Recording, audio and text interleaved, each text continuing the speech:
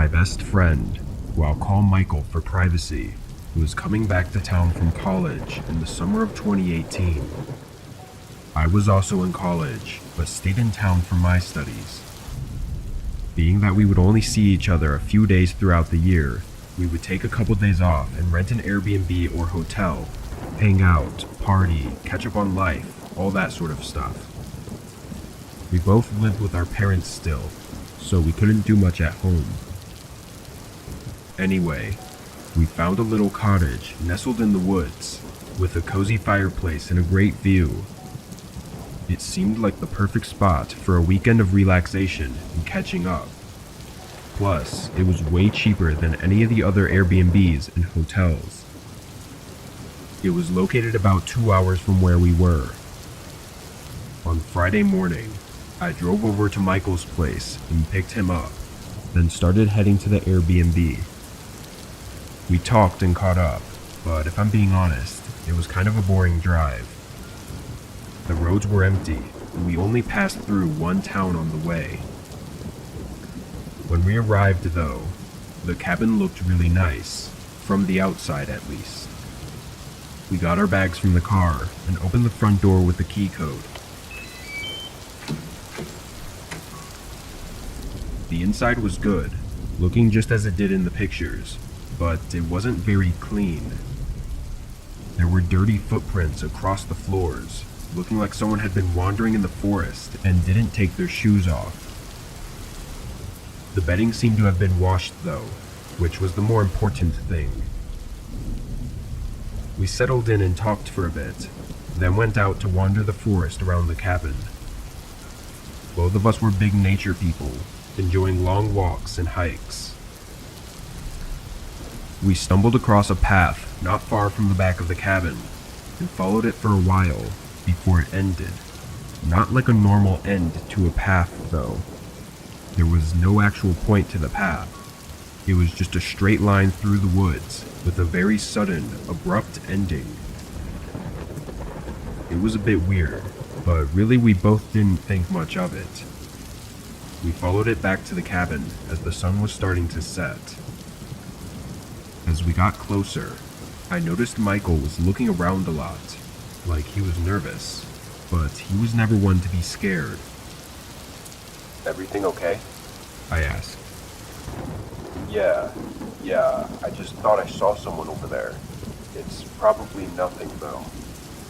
I looked where he was pointing, but there wasn't anything to see. It was already somewhat dark by then, so there was no use in looking. When we got back, Michael took a shower, and I started making some of the food we brought. But something felt off. I couldn't help but notice that there seemed to be more footprints around the house than there were before. Some of them even went right up to where our bags were, but as far as I could tell, nothing was missing. I asked Michael what he thought, but he wasn't so convinced, saying he thought the footprints were already there. We continued with our night, getting ready for bed around 10.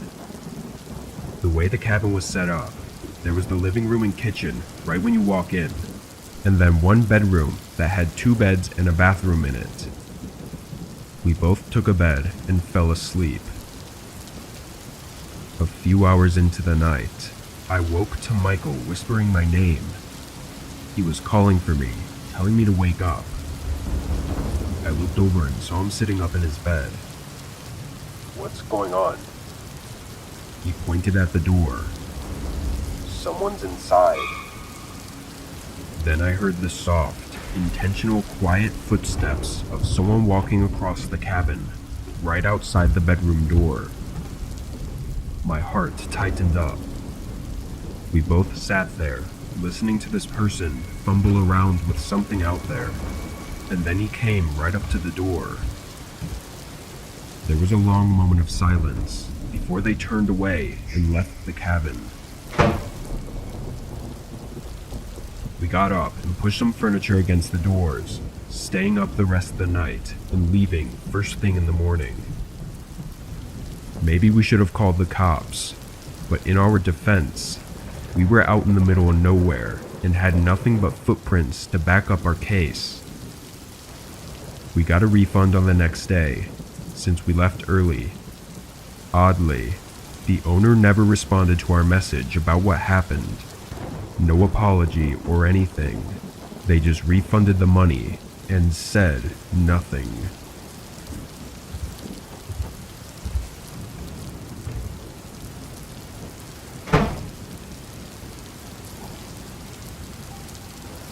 Before we get into this next story, I want to take a moment to talk about the sponsor for today's video. Aura is an all-in-one digital security service providing continuous monitoring of your personal data along with quick resolutions to help you resolve any potential threats. Along with this, Aura's apps can encrypt your Wi-Fi connection to aid in keeping your home devices secure. Personal identity and data theft is unfortunately very common now, having affected nearly 1/3 of all US citizens and continuing to affect 15 million US citizens every single year, costing billions of dollars. With Aura, you can be assured you have the greatest security and prevention. While this can all sound complicated to set up, it's actually extremely simple. I signed up for myself in less than 5 minutes, and after signing up, I was able to have Aura scan and remove my personal data from all over the internet, including scam centers, the dark web, and data brokers by just clicking a few buttons. These companies make a profit off of your private information, so removing your personal data is extremely important. After this, Aura set up continuous monitoring on all of my data, ensuring any issues can be resolved rapidly by notifying me the instant something comes up. I am genuinely impressed with this service, and the peace of mind it brings me is above everything else. By using aura.com/whispered or scanning the QR code, you can get a completely free 14-day trial, allowing you to see if your personal data has been leaked, remove your data from multiple large platforms, and securely monitor your personal identity. I strongly suggest everyone to try it out and keep your identity secure.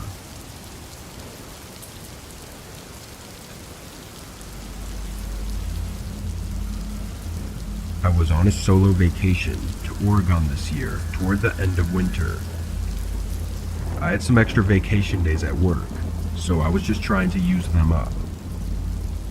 The city I stayed by was small, but I really wasn't there for that. I wanted to be in the beautiful nature that Upper Oregon had, not in some crowded city. The small city had a few hotels, but they were strangely really expensive, which was why I went with an Airbnb. It turned out to be a decent ways away from the city too, which was a benefit in my eyes. The only downside was that it was a guest home, meaning there was a main house on the property that the owners lived in right next door. It wasn't the isolation I wanted, but it was better than being in a city. I arrived at the Airbnb late at night, tired from my long drive. The house was surrounded by a dense forest, which made it difficult to see anything beyond the faint glow of the porch light. As I approached the door, I knocked softly.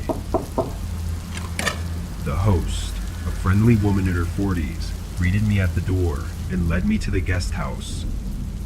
She gave me the key and showed me around the room, explaining how to use the various appliances and where to find extra blankets. We made a bit of small talk, where she told me that she'd lived here alone for 15 years and talked about the wildlife and everything. After she left, I settled in and made myself some food. As I sat at the kitchen table, I realized the glare from the moon was lighting up the whole house, and that's when I noticed that there were no curtains on any of the windows. It was odd, but I didn't think too much of it at the time. As I got ready for bed, I shoved an extra blanket over one of the windows to help block some of the light, but it didn't really work too well. The bed was pretty comfortable, but I had some trouble sleeping, waking up a few times because of a strange smell that the room had. I opened the window to let in some fresh air, but I'm pretty sure the smell was stained into the wood or something. I hoped I'd get used to it after a day, but I never did. In the morning, I woke up early and had a bowl of granola for breakfast. But while I packed my hiking bag, I got startled by the woman standing at the front window. She smiled and waved once we made eye contact. I opened the front door. She asked how my night was and if I had any problems. I said no to be non-confrontational, and she left. I got my bags together and drove out to a nearby hiking trail.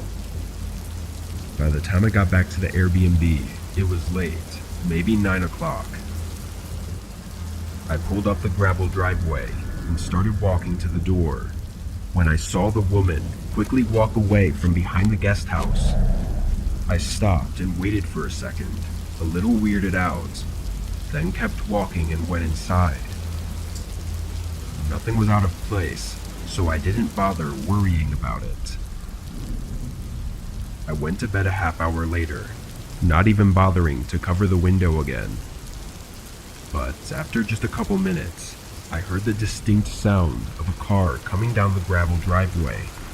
It pulled all the way up to the house and stopped. Someone got out, and I heard the woman greet them. They were whispering, standing outside still. I couldn't hear what they were saying, but I could tell the other person was a man from the sound of their whispers. I heard them begin walking, not into the main house, toward the guest house I was in. I opened my eyes wider and paid more attention, hearing the footsteps come closer. I looked around at all the windows frantically, feeling vulnerable, like I was in a cage. Whoever was out there walked around the house slowly and stopped by the back wall. I had my eyes fixed on the window in that direction for what felt like forever, waiting for them to leave.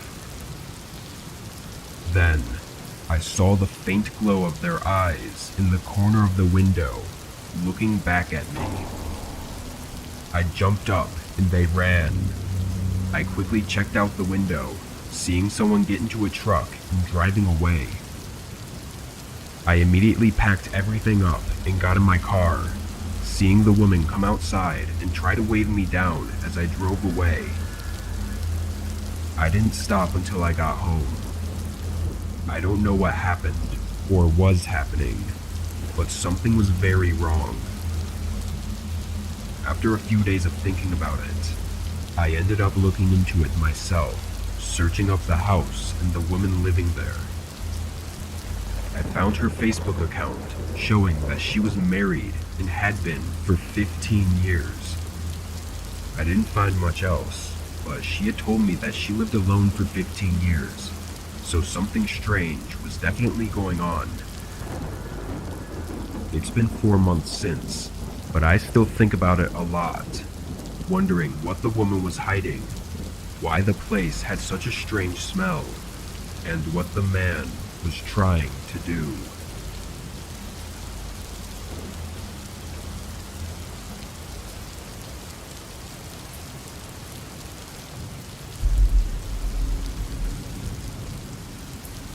I was on a quick business trip last year for work and decided to drive instead of flying.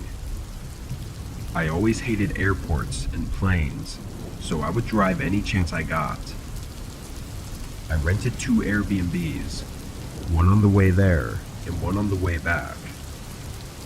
Everything was fine on the way up, but I can't say the same for the trip back. I arrived at the Airbnb late in the evening after a long day of traveling. As I walked around the house, I felt like something wasn't right. The decor was old-fashioned, with dark wood furniture and heavy curtains. The air was shallow, and there was a lingering smell of cigarette smoke. I looked back online, seeing that the pictures showed different furniture, and really, a whole different layout too. It was hard to tell if it was even the same house. It was, but it just looked so different. Being tired and annoyed, I brushed it off. I was just there for the night, so as long as it was a place to stay, then that was fine with me. The code on the door worked, so they must have just put up the wrong pictures or lied to get more bookings. I tossed my travel bags against the wall and showered, then got in bed and fell asleep. But in the middle of the night, I was jolted awake by a loud noise. It sounded like something had fallen over in the hallway.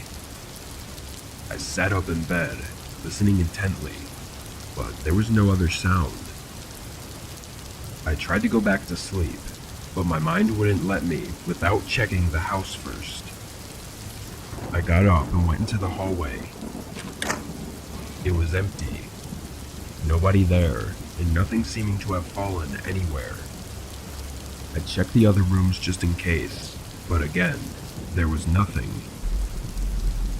I went back to the bedroom, and as I walked in, I caught a glimpse of something moving into the bathroom. I froze. It was silent until a figure stepped out of the doorway. He was tall and thin, looking starved and feral. Wallet. He said firmly. I fearfully pointed to my bag against the wall, seeing a kitchen knife in his hand. He picked up the bag and slung it around his shoulder, then told me to go into the hallway. As I stepped back, I noticed another man standing at the end of the hallway, looking similar to the other. They both stared at me, like hungry wolves ready to attack at any moment. Please, just let me go. I said softly. The man in the hallway turned and looked at something around the corner, and my instinct took over, making me run for the front door. I got out and sprinted down the road, making it to a gas station and calling 911. The men were gone, but the cops hinted at robberies and attacks being common in the area. Seeing the neighborhood in the daytime, it was much more apparent. I'd never been there before, so I had no idea that I was staying in a bad area.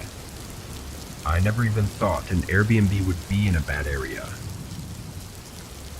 The most horrifying part was when I was running away. I swear, I heard more than just 2 sets of footsteps chasing me.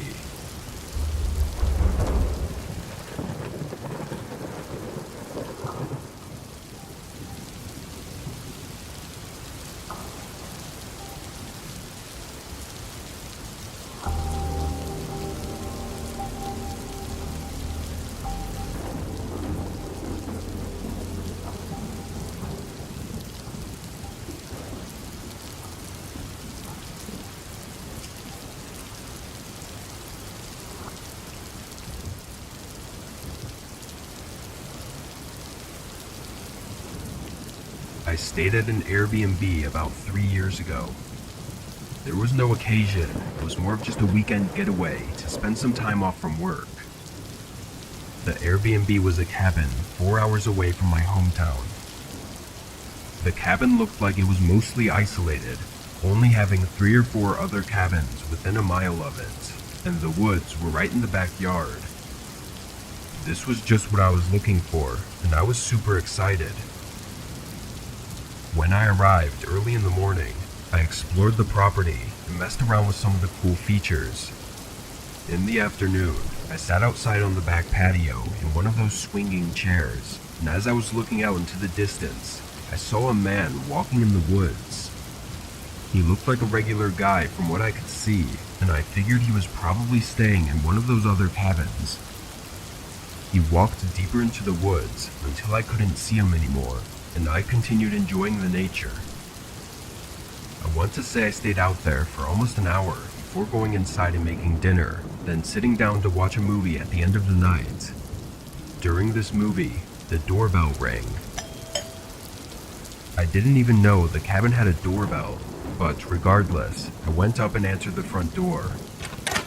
A man standing on the porch, and I recognized him as the guy I'd seen earlier in the woods.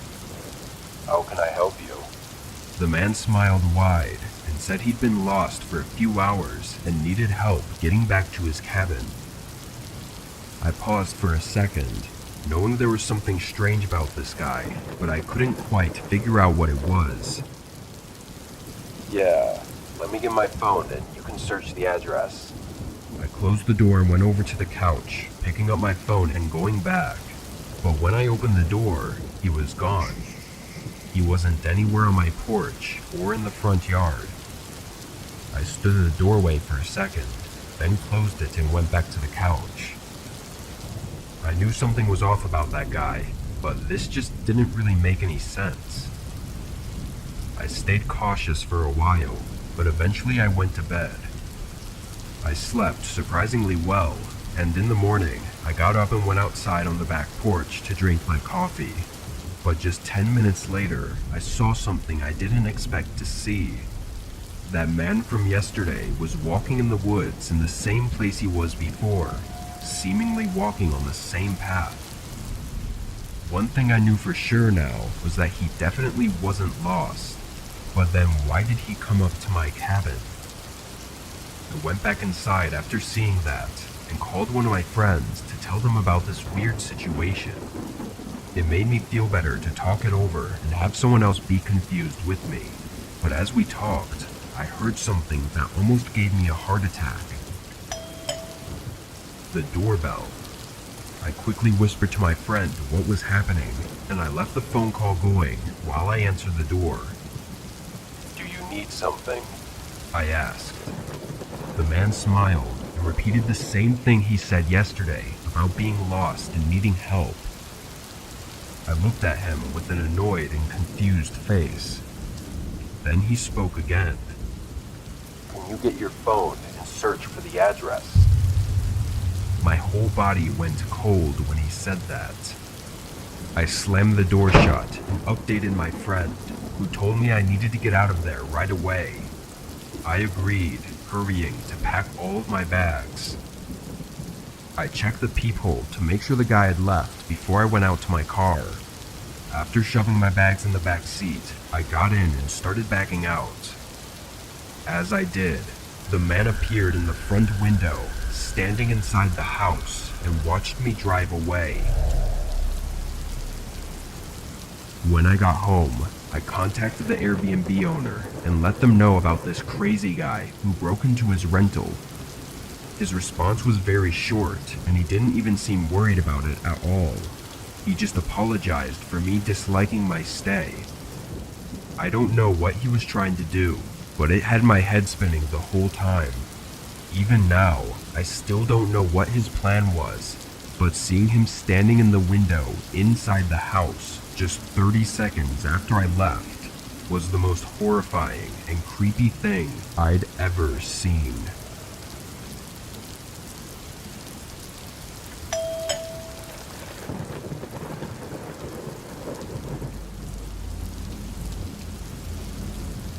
I was taking a road trip to Denver, Colorado, but to save on some cash, I was staying in a small city just outside of Denver.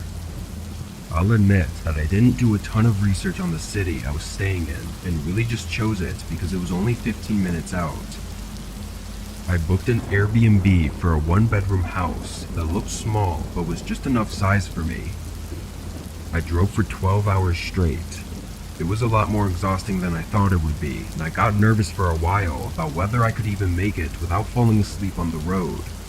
As I got closer though, the excitement pulled me through the last hour of driving. However, that excitement faded as I drove through the city and eventually pulled up to my Airbnb. Now, the Airbnb itself looked fine, but it was the neighborhood surrounding it that had me worried. The houses were like decaying shacks with rusty metal fences around them. I tried to ignore my thoughts and went up to the door. The first thing I did was move all of my stuff from my car into the house just to be safe. Then I toured the place. It looked well taken care of and even recently remodeled in some parts. I tossed my bags in the bedroom closet and sat on the couch in the living room for a bit. It was late into the night, but I just wanted to relax and watch some YouTube before going to bed. Around 20 minutes in, there was a knock at the door. I checked the time. It was well past 12, way too late for someone to be coming to the door. I stayed where I was, and after another knock, they left. I never saw them, so I had no idea who they were or what they wanted, but it had me uneasy for the rest of the night.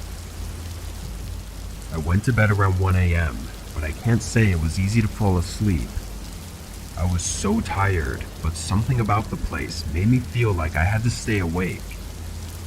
At some point, though, I did fall asleep, but it wasn't for long, because when I woke up, it was still dark outside, and the bedroom was pitch black. I laid there staring at the ceiling for a minute, before rolling over and tapping on my phone to check the time. As soon as my phone screen lit up, I saw a figure standing at the end of my bed against the wall. From the shadow, I could tell it was a large man, but with the dim light of my phone and the small glimpse I got, I couldn't make out any features. I shot up from the bed and stood in the corner of the room, breathing rapidly from the shock of the moment. I held my phone up, and their glowing eyes stared back at me. The bedroom door was right between us, and I was terrified to try running for it, but after a second, I made my attempt.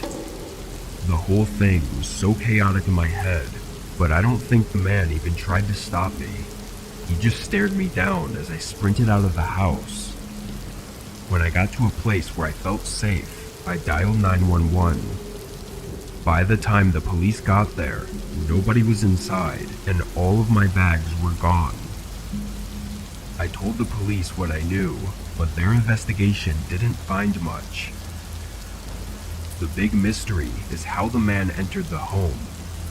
I was sure he wasn't there when I arrived, but there were also no signs of a break-in. The police ruled out the Airbnb owner almost immediately, but I feel like that may have been a mistake.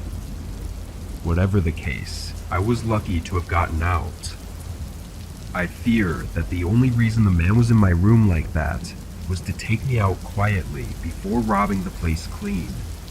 Otherwise, I don't know why he'd be standing there the way he was and not attempting to steal anything while I was asleep. Every time I think back to it, one of the most terrifying things about the interaction was that it was silent. From the moment I saw him at the end of my bed to me running out of the Airbnb, there was almost no sound.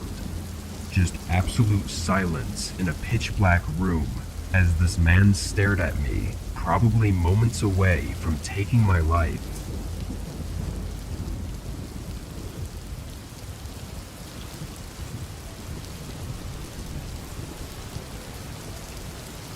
In my late 20s, I was traveling the country, visiting different states every couple months in search of somewhere to possibly move to. I was alone at the time, and since I was traveling so much, I had to save money on where I would stay. For every trip I took, I would find the cheapest hotel or Airbnb in the area and book it. On this trip, I had booked a small Airbnb labeled as a private room. This usually just meant that I would be staying in a spare bedroom of someone's house. It's fairly common on Airbnb, and I'd done it several times before with no issues. When I landed at the airport, I had a taxi drive me to the Airbnb and drop me off. Due to flight delays, it was 11 p.m. when I got there. I knocked on the front door and waited. I knew it was late, but I texted host and let them know hours beforehand that I would be here around this time. I knocked again and listened. Someone was moving around in the left side of the house. I didn't know what they were doing, but they were definitely awake. I knocked louder this time, and finally, the host came up and opened the door. He was a tall, older man with long gray hair and a scruffy beard. He stood in the doorway without greeting me or saying anything, so I introduced myself. Hi, I'm Mike, here for the Airbnb. The man nodded and let me in. He showed me to my room, which was on the left side of the house, next to another bedroom. After giving me a spare key, he walked away and went upstairs. The man never said a word. Maybe he just didn't like interacting with his guests, which I understood, and honestly, I would always prefer not to see the host either if possible. My room was very small, a lot smaller than expected. The bed took up most of the space, and there was no other furniture in the room aside from a nightstand, but at least there was a small connected bathroom. I dropped my bags down and showered, then got in bed. As I laid there with my eyes closed, I heard someone walking around upstairs. They sounded like they were right above me, just walking all over the place for at least 10 minutes, until I heard them go to the stairs and walk down. They came over by my room and stood what I thought was right outside my door, but then they opened the room next to mine and went inside. For as long as I managed to stay awake, they stayed in that room and were working on something, moving around all night. When I woke up, the house was quiet. I stepped out of the room and saw the host standing in the kitchen. Good morning. I said to be friendly, but he didn't say anything back. I left and got a taxi into the city to see how it was, but after walking around for a day, I knew it wasn't going to be my favorite place. Around 9 p.m., I headed back to the Airbnb. When I walked inside, all the lights were off except for the one in my room. The light was glowing under the door, but I knew I had turned it off before leaving. I began walking over, but all of a sudden, the door swung open and the host quickly walked out of my room and into the other room, closing and locking the door behind him. I went up and knocked on his door, trying to ask him what he was doing, but the man refused to open up. It could have been nothing, like him making sure the amenities in the bathroom were full, but him not talking made it all the more unnerving. I went into my room and packed up my bags.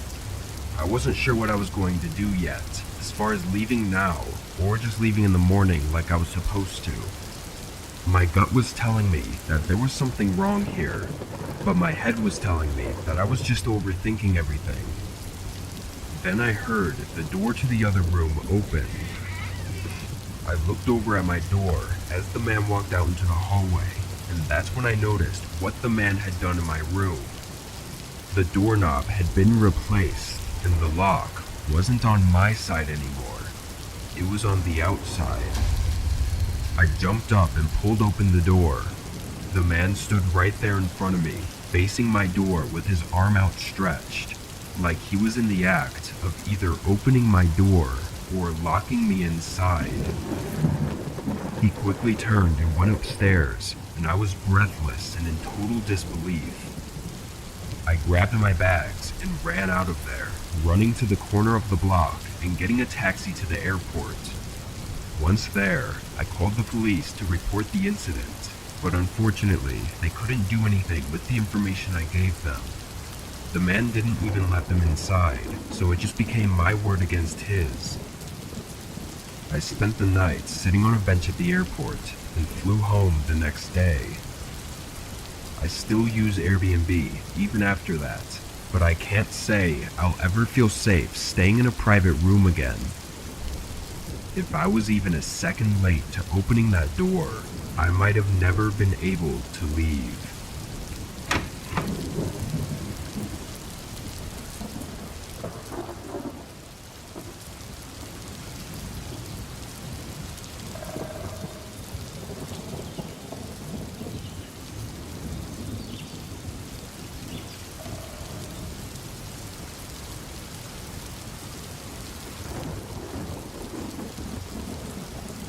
Me and a group of friends from college were having a summer weekend meetup to party and hang out.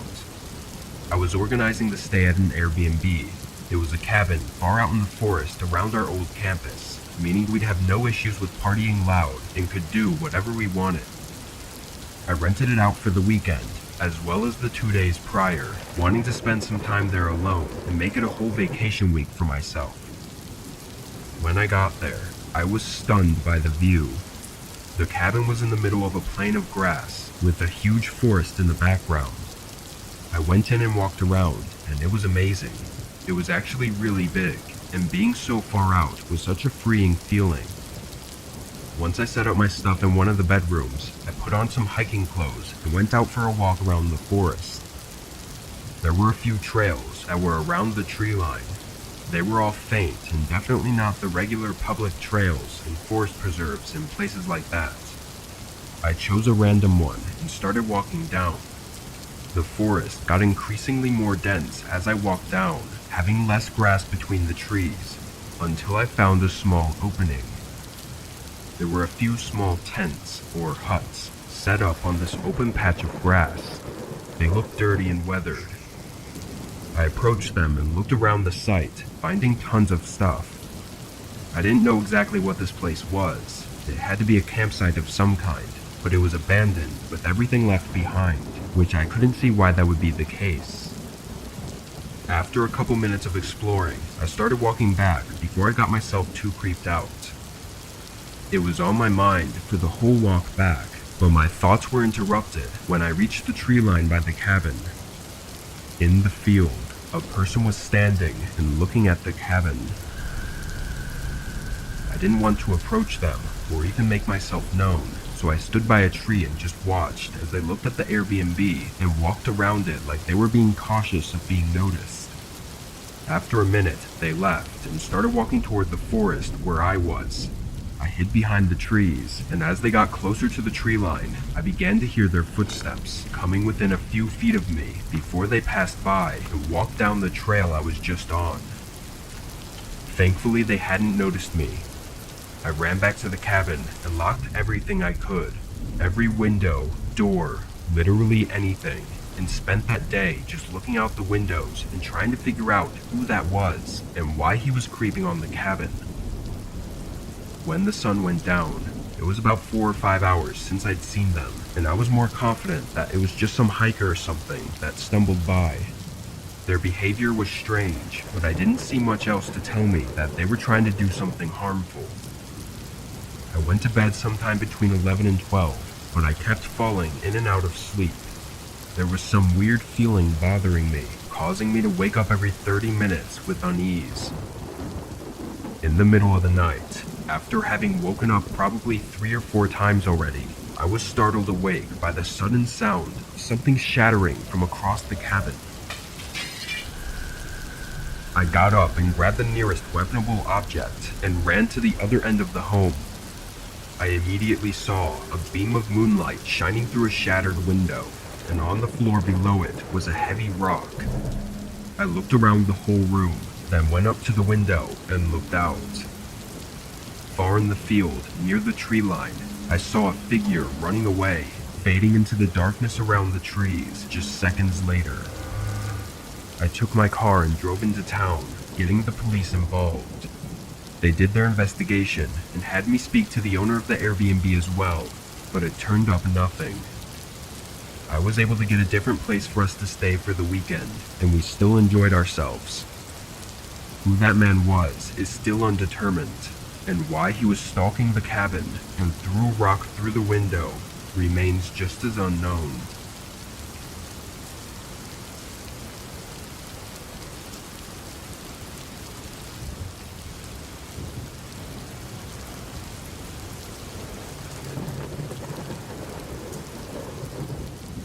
During a road trip I was on this year, I stayed at 2 Airbnbs. Both were just overnight stops for me to sleep at, not so much to actually enjoy. I drove for 10 hours from my house to the first Airbnb, which was out in a small town in the middle of nowhere. When I arrived, I wasn't expecting it to have been as small of a town as it was though. In total, there were no more than 30 or 40 homes, with a single grocery store and a few other markets in the center. I pulled into the driveway of the Airbnb. It was listed as a single bedroom home, and the pictures were pretty nice, except it never displayed the outside of the house, and I could see why. It was old and likely hadn't had any exterior work since it was built. All that mattered was the inside, but seeing that didn't keep my hopes up. I got out of my car and got my bag from the trunk, and as I walked up to the front door, I felt something strange. I stopped and listened, hearing total silence throughout the entire town. It was late, so it was probably normal to be quiet at this time, but I'd never been in a town this small before. and even at night in most places, there's some sort of noise. But here, there was not a single sound at all. I went up to the door and opened the lockbox, then put the key in, only to find the door was already unlocked. I slowly opened it and called out, asking if someone was home.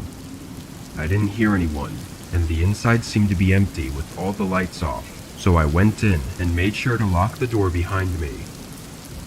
The first thing I did was walk around the house to see if everything was okay. It was much nicer on the inside than it was on the outside, and the door being left unlocked I assumed was a simple mistake, because there were no other signs of anything unusual.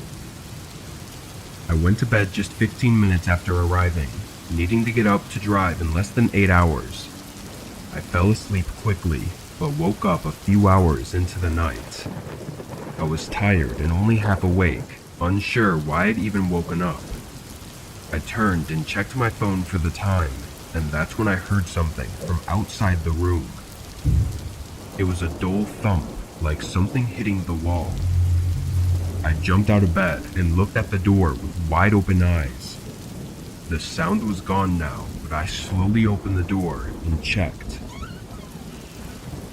The hallway was empty, nothing on the walls either to show for the thump I heard. I stepped further down, keeping the lights off, and looked around the corner into the living room. A man was sitting on the couch, facing away from me, staring forward into the unlit room. My stomach dropped and I froze up, watching him sit there without moving, like he wasn't worried about being in someone else's house. I carefully and quietly walked back to my room and locked myself inside, calling the police. Being so far out, I was sitting in the corner of the room in silence, waiting for an entire hour for the officers to arrive. During that hour, I never heard any sounds from outside the room, not even a footstep or a thump. But when the police came in and looked around, the man was gone. The only sign of him was the front door being unlocked. Once the officers left, I continued with my road trip, not wanting to spend any more time in that town. The host of the Airbnb gave me a refund and stayed in contact with the police about the incident, but I stopped receiving updates after a few days. I don't know if I'll ever get answers on what really happened that night.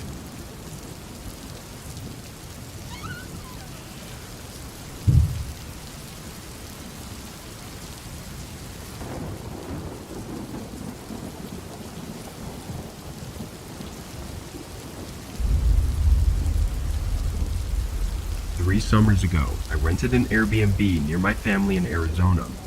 I'd used Airbnb tons of times before and had great experiences, often skipping hotels entirely and going straight to looking for Airbnbs whenever I'm planning a trip. When I got to this rental, I did as I always would. It was just after 9 p.m. and I went up to the door. It had a keypad on the handle, so I got my phone out to see if I was emailed a code, but before I could even check, the door opened. A man greeted me as the host of the Airbnb and invited me in.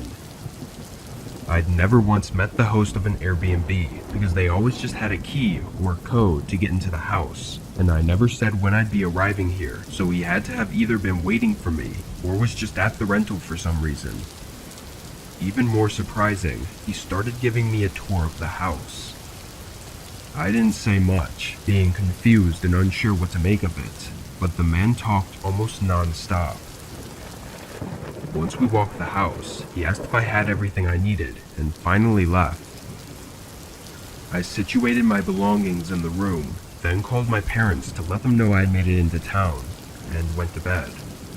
In the morning, I did a more personal walkthrough of the house, checking to make sure there were no hidden cameras and whatnot, to satisfy my paranoia.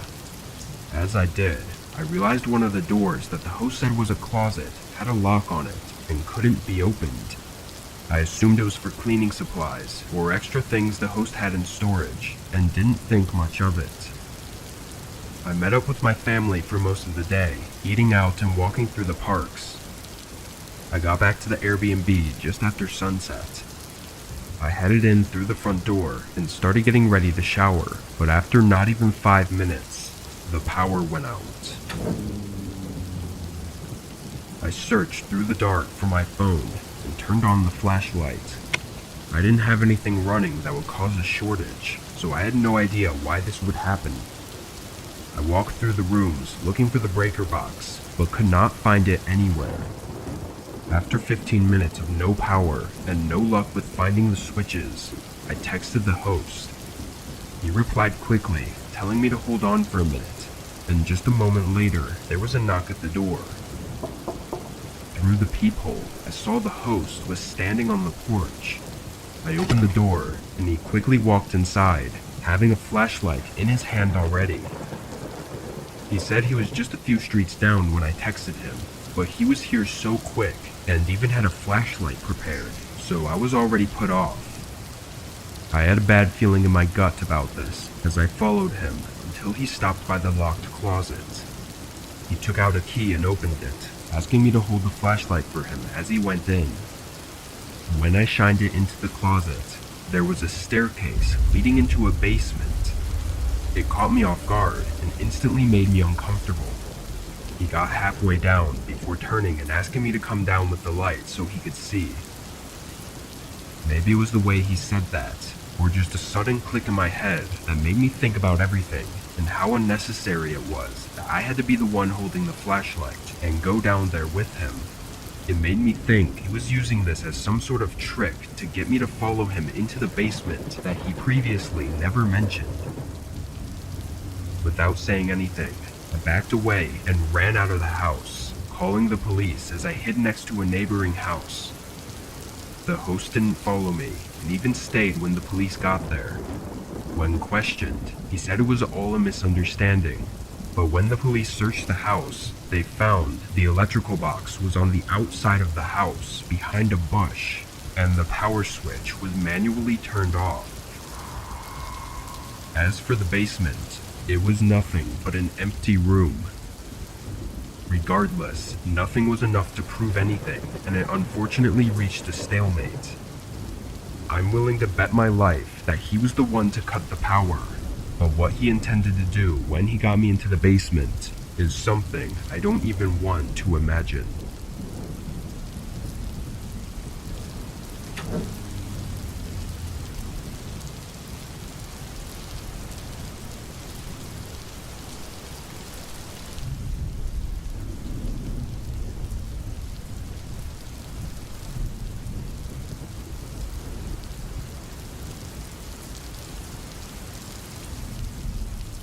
I don't go on many trips out of town, so this was one of the few times I've had to stay somewhere other than a friend or family's house. The area I needed to stay in was small, and most of the hotels didn't look very nice. But to my surprise, there was a single home listed on Airbnb. It was my first time using the site, but the house looked like a decent place, much better than the hotels. I requested the dates, and in a few minutes the place was booked. The following week, I started the drive. When I got to the town, which was about 14 hours from my city, it was well into the night. The town almost looked deserted compared to where I was used to living. All the houses' lights were off, and all the stores were closed. No people or cars were out. Of course, it was the middle of the night, so I didn't expect this small town to be lit up and active at this time, but it was still eerie, considering I hadn't seen it during the day. I only came in with this as the first impression. The street that took me to the Airbnb was dark as well, leading through a winding forested neighborhood until I eventually ended up at the house. It was one of few that had its porch and outdoor lights on, but one window upstairs had a light coming through it as well. I figured the last customer had just made the mistake of leaving it on, so I thought nothing of it and started getting my stuff up to the front door. I got the key code from my email and opened the door, getting inside and locking the door behind me. I quickly put my stuff in the corner of the room, then went upstairs to turn off the light that was left on. It was one of the spare bedrooms, only having a bed and a small dresser in it. I flipped it off, then went to the main bedroom to set up my things. I was only staying for the one night, but I had it booked for 2 because I needed to be there late into the following day. I was up for no more than an hour before finally getting in bed and turning in for the night. I rested my eyes and tried to sleep, but was laying awake for a long time. I sat up quickly, hearing a thud run through the walls of the house. I stared at the door, trying to think what could have been the cause of the sound, but with no ideas coming to mind, I got up to check. I opened the door softly, peering into the upstairs hallway. It was dark and quiet now. No more thuds, only the sound of the house swaying in the wind. I stepped back and quietly shut the door, but a strange feeling came to me that had me wait as I thought more about the sound I heard. As I stood there, soft creaks started to go along the floorboards from the other room. I listened with my ear against the door as the creaking moved into the hallway and then began making its way toward the door. I was so in shock that I almost didn't realize that it had to be footsteps of someone approaching. My heart started racing as they came right up to the other side of the door. I put my hand tightly on the door handle to keep it from moving, and only a moment later, I felt it pull down. As soon as I resisted it, they eased off. There was a small moment before suddenly the handle was forced down and they slammed into the door. It swung half open before I pressed my body back into it. I only saw half of their face in the doorway, but in their eyes was an anger that I didn't expect to ever see. After a struggle, I somehow managed to push the door back into the latch and lock it.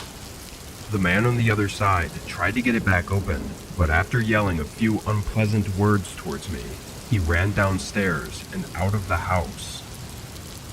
I was still catching my breath and my mind was racing, but I gathered myself up and dialed 911. For such a small town, they came shortly after. The owner of the Airbnb continued with the case after I left on the following day, but I wish I'd kept up with it. That man seemed so desperate to get into my room and was in some state of rage, like he wanted to hurt me as if I'd done something to him.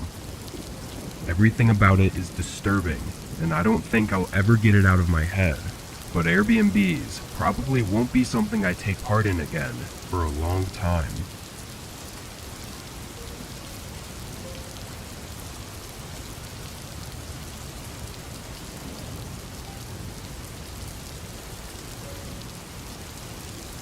Me and a good friend of mine, Zach, were going together to a mutual friend's wedding in Wyoming. They chose to get married in the small town they grew up in, which was inconvenient for everyone else, but who am I to say? Zach and I found a nice Airbnb nearby and took his car across a few states to the middle of Wyoming. This town was mostly made up of farms, with a small central area for groceries, food, and some small businesses. On the outskirts, we found the Airbnb. It was a farmhouse as we'd expected, but it had so much land around it that we didn't expect. The home was almost entirely isolated from everywhere else. Looking off in any direction, the only things visible were grass, trees, and the dirt road leading here. We unloaded and unpacked our luggage inside. It was nice. I wouldn't compliment its looks too much, but it was great for a couple nights stay. Zach and I spent the rest of the day hanging out and talking, going to bed by 11. I took a while to fall asleep. I think it was because the house was so far out, it just made me feel kind of uneasy. Once I did fall asleep though, I slept pretty well. In the morning, we went to the wedding and spent the whole day there, not getting back to the Airbnb until at least 9 or 10. Zach went to bed right away, but I stayed in the living room to relax for a little bit. But it was only 10 minutes after settling in that a single quiet knock came from the front door. I got up, but was very uncomfortable with someone being here this late in the night. I walked over to the door and looked to see who it was, but when I checked, I didn't see anyone. I opened the door and stuck my head out, looking around. The driveway was empty, and as far as I could see, there was nobody outside. After a few moments, I shut the door. I looked over at Zach's room and knew he must have been passed out already, so he probably didn't hear it. I assumed it was just a noise from the house that resembled a knock. It was just one quiet sound as well, so everything started to point to it being nothing. I sat back down to continue resting, but not even a minute after sitting, a quiet noise knocked from the outside of the house.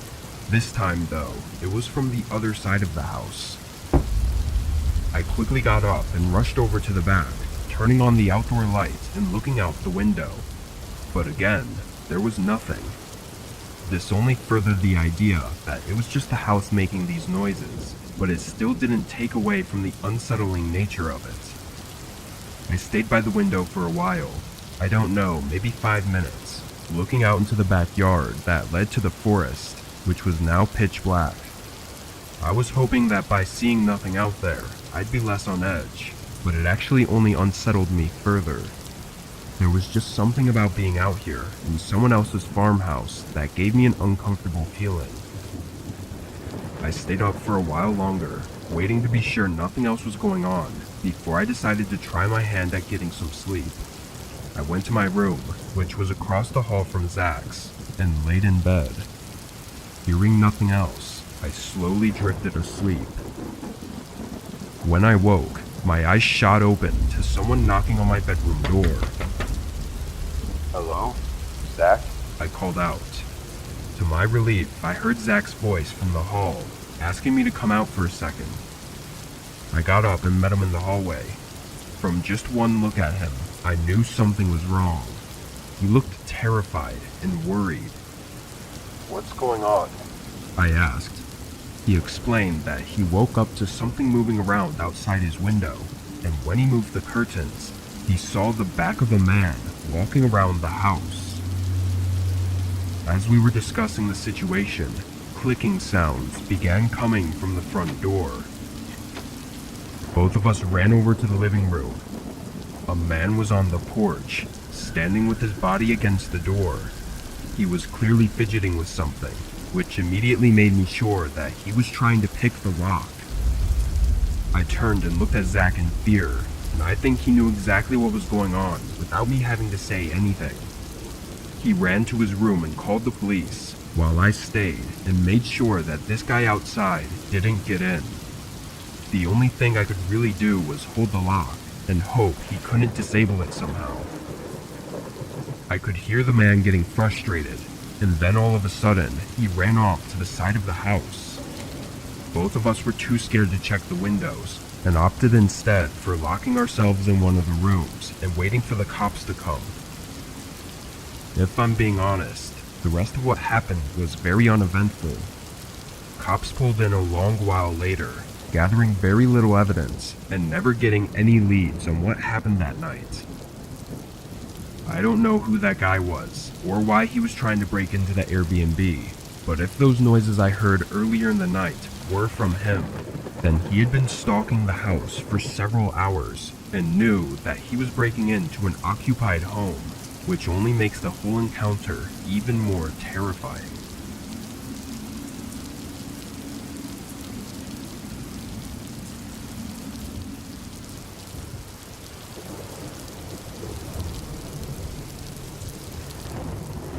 I was staying at an Airbnb in a neighboring city. This was over 3 years ago now, and although it wasn't completely necessary for me to rent an Airbnb for the night, I had a potentially important job interview in the morning and preferred not to drive 3 hours at dawn and immediately follow up with an interview. I drove over at 4 and arrived around 7.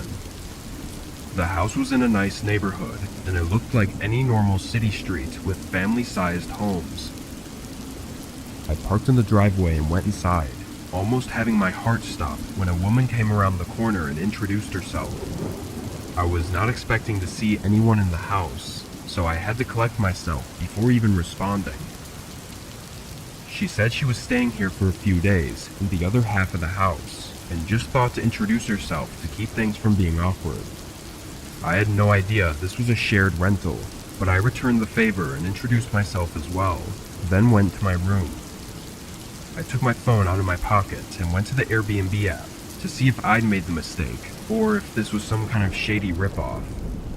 Before I got the chance to really look though, the woman came up to my door and started talking to me again. She asked a lot about me and was just trying to keep the small talk going, which I tried to signal that I wasn't really interested in talking at the moment, but she didn't seem to notice. If I didn't know any better, I'd say she was flirting with me. It was a little weird considering I'd just arrived, and it was pretty late in the day, so I was obviously tired. After a couple minutes, she finally went away, and I had the chance to check the app. Nowhere on it did it mention multiple rooms for rent. It just said it was a house for rent. However, the pictures did only show a single room, so it didn't really fully answer my question. I sent a text to the owner asking about it, but I was already here and didn't have the time nor energy to make other arrangements. At that point, I was just hoping for a partial refund or something. After getting my bags into my room, I went into the kitchen to prepare some of the food I'd bought on the way up to the rental. Less than a minute went by before the woman came out again and met me in the kitchen. It wasn't until now that I'd taken a better look at her though. She was older, I'd say mid-40s, with tired eyes and messy hair. It looked like she'd either just woken up or had been awake for too long. She started up another conversation, asking me about myself and telling me about her, and it became obvious now that she was definitely flirting with me. I was only in my early 20s, so this was pretty weird and not something I was into. I didn't want to be rude, especially if we'd be staying here together, but I also got increasingly more weirded out as the conversation progressed. She started smiling more and asked if I wanted to see her room, being really pushy about it, even though I insisted on just eating my food and going to bed. As I continued to deny though, her smile slowly diminished into a frown, getting upset at my lack of interest. Just as things were getting creepy, my phone buzzed on the counter. I looked at it, and my stomach tightened. The owner sent me a text saying nobody else should be there and to call the police if there was anyone inside. I looked back at the woman, who still had a distasteful look, and then I heard a door open from down the hallway, followed by heavy footsteps charging through the house. I left everything and sprinted for the door, seeing a man in the corner of my eye running toward me as I left the house and ran for my car, getting out of there as fast as I could. By the time authorities arrived, the man and woman were nowhere around. What they would have done had I followed the woman into the room is unknown. Thankfully, my belongings I'd left behind were still there, but that only concerns me more about what their intentions were.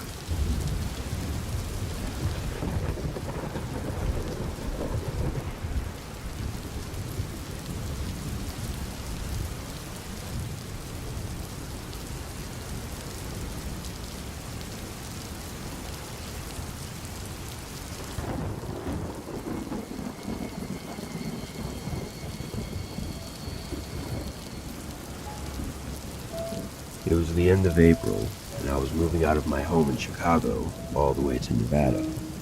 I hired a company to take all my boxes and ship them to the new house, just to make it a little bit easier on me. I wanted to take a road trip down there and stay at some hotels or Airbnbs on the way and just relax for a few days. The total drive would take around 30 hours, so I split that in thirds and decided I would drive 10 hours each day and stay somewhere overnight. After planning out the times, I figured that my first stay would have to be on the far edge of Nebraska. I scrolled through Airbnb, looking for anything cheap, as Nebraska didn't really have much to see, so I really just wanted a place to stay for 8 hours and then head back out on the road. I found a small one-story home with 2 bedrooms. Although I didn't really need the 2 bedrooms, the price was a really good deal, so I didn't mind the extra space. However, I did find it a little bit strange that they only showed pictures of one bedroom. Again, though, it didn't make much of a difference for me, so I booked it for the next night and got ready for bed. In the morning, I finished packing up my car with the rest of what I had and started the drive. I left a little bit later than I had wanted to, but I figured it wouldn't be much of a big deal, other than having to drive in the dark for a few hours. If you've ever driven through Nebraska, you would know that it's very plain. There's long stretches hundreds of miles long of barely any light or buildings at all. A couple hours after dark, I pulled up to the Airbnb. It was off the long empty road I'd been on, and down a short gravel path. Initially, I was a little bit disappointed, as it looked a lot more worn down on the outside than they had shown in the pictures. I reminded myself that I was only staying for a few hours just to sleep, so it didn't matter too much. I grabbed a couple of my bags and headed to the front door. Usually, the owners leave the key in a key box and give you the password, but this door had no key box. In fact, it actually had no lock at all. It was one of those plain doorknobs you'd usually see on a closet door. I started to get a little uneasy, but I didn't really have any other option than to stay here. I opened the door and stepped in, and to my surprise, it was actually fairly nice on the inside. It was small, but the living room and kitchen were well furnished and seemed to be kept up with. I went to the first bedroom, but noticed that it too did not have a lock. Thankfully, the second bedroom did, so that's where I decided to unpack it. There was one thing that got me really creeped out about this bedroom, though. Right in front of the bed on the wall was this small old doorway, maybe 3 feet tall and 2 feet wide. This was the actual picture I took of this doorway in the room. The more I looked at this door, the more unsettled I got, but there was no way I was staying in a room that I couldn't lock. I tried to open it just to check what was behind it, but it was locked from the other side. I figured the owner probably just kept some cleaning supplies back there or extra towels or something, but still, this door gave me the creeps. I was getting pretty tired though, so I only unpacked what I needed for the night and started to get ready for bed. I woke sometime in the middle of the night, hearing a soft tapping noise coming from the edge of the bed. It was very subtle, but the whole house was silent aside from the tapping. I reached blindly for my phone on the nightstand and turned on the flashlight as quick as I could. As I shined the light towards the edge of the bed, the tapping stopped. I'm not one to get scared easily. Sure, I'll get creeped out or nervous, but never scared. But something about that small doorway on the edge of my bed in that moment made me truly scared. I jumped out of bed and turned on the lights, grabbed everything and rushed out of the house as quick as I could. It was still really dark outside and I couldn't see much, but as I was backing my car out of the gravel path, I swear I saw a man lying on the ground behind the house. I drove down the road for probably 30 minutes before pulling over and texting the owner to tell him that there might be someone in his house and to call the police. I continued down the road for a couple hours until I found a small town, and I parked in a grocery store parking lot just to get some sleep. I still don't really know what happened at that Airbnb, but the creepiest part was that when I checked my phone in the morning, I saw my message had been read just a few minutes after I sent it, but the owner never responded to it.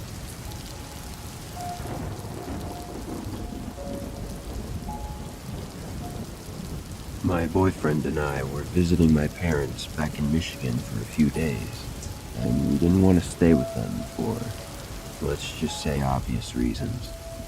We ended up finding an Airbnb about 15 minutes away from their house. A cute little one-bedroom condo. The inside was completely redone and was very modern, so it wasn't the cheapest. The host seemed nice and had good ratings, but we did see a few comments that raised some red flags. Most of the negative comments mentioned strange experiences with the neighbor. Now, I've had some crazy neighbors, so I'm not one to judge. I simply brought it up with the host before booking, and she stated her neighbor is nosy, and sometimes when people try to get into the Airbnb, she gets defensive. But she said she'll let the neighbor know we're staying and what we look like, so everything should be fine. On the day we arrived, everything went smoothly. We met the host who lived nearby, and she gave us the key to the entry door and the code to the actual apartment. We unpacked all of our stuff and then headed over to my parents for dinner. I had a few drinks throughout the night to deal with my mother, and before we knew it, it was 10 p.m. and time to head back to the Airbnb. We pulled up to our rental. Now, each complex has 4 apartments, 2 on the bottom and 2 on the top. And the one we were staying in was on the top left. However, when we pulled up, we could see a small figure standing in between some curtains in the window of the apartment on the top right. Instantly, I felt weird. Who just stares out their window like that? My boyfriend parked, and as I got out, I looked up again, and she was still there, still staring at us. As we both walked towards the entry door, I couldn't make out her features. You know how some people just have that crazy look to them? This was her. Mangled brown hair and wide open eyes. She had to be at least 60 or 70. And this frown she had, I've never seen someone so angry. My boyfriend puts the key in the door and we enter. And not to my surprise, we see her standing at the top of the stairs. She says nothing. She just stands there watching us. She's very small and round, but the way she was standing, you could see her arms and legs were very thin. My boyfriend and I looked at each other for a second, and then we began to make our way up. We walked up while she stared us down, but to my amazement, she didn't say anything. Rather, she just stared at us with her creepy eyes. I kept looking back as my boyfriend entered the code and we hurried into the apartment. "What the hell was that?" my boyfriend said softly, looking at me confused. I shook my head as I was just glad she didn't try to talk to us. Nothing weird happened the rest of the night until we heard banging on the front door. I shot up from bed just to find that my boyfriend was already awake. The banging was non-stop for maybe a minute or two until it suddenly went silent. I looked at my phone and it was nearly 4 a.m. Who would be banging on the door at this time? My boyfriend walked towards the door, whispering to me that he was going to look out the peephole to see who was there. I trailed behind him slowly as he inspected. He looked back at me and was clearly confused. He then opened the door a little to look around, and I heard him gasp. "What?" I whispered, and slowly stepped towards him. Laying on the welcome mat outside the door were 3 dead rats. They looked completely gutted, only one of them still having their head attached. He closed the door and we both agreed to contact the host later that day. I tried my best to sleep, but the images of those rats kept replaying in my mind. After a while, I looked at my phone and it was 6:30. Accepting the fact that I won't be able to get any sleep, I got up to make coffee, and as I did, I heard the neighbor's door slam shut. I looked out the kitchen window, which overlooks the parking lot, in hopes to get a glimpse of the crazy lady. And there she was, standing, staring at our parked car. Not even looking at what was inside, she was just staring at me. She looked so focused on our car for the longest time, and then she slowly turned her head to look directly at me. I jumped back a little bit and immediately heard her shriek, this horrible blood-curdling shriek like she was being attacked.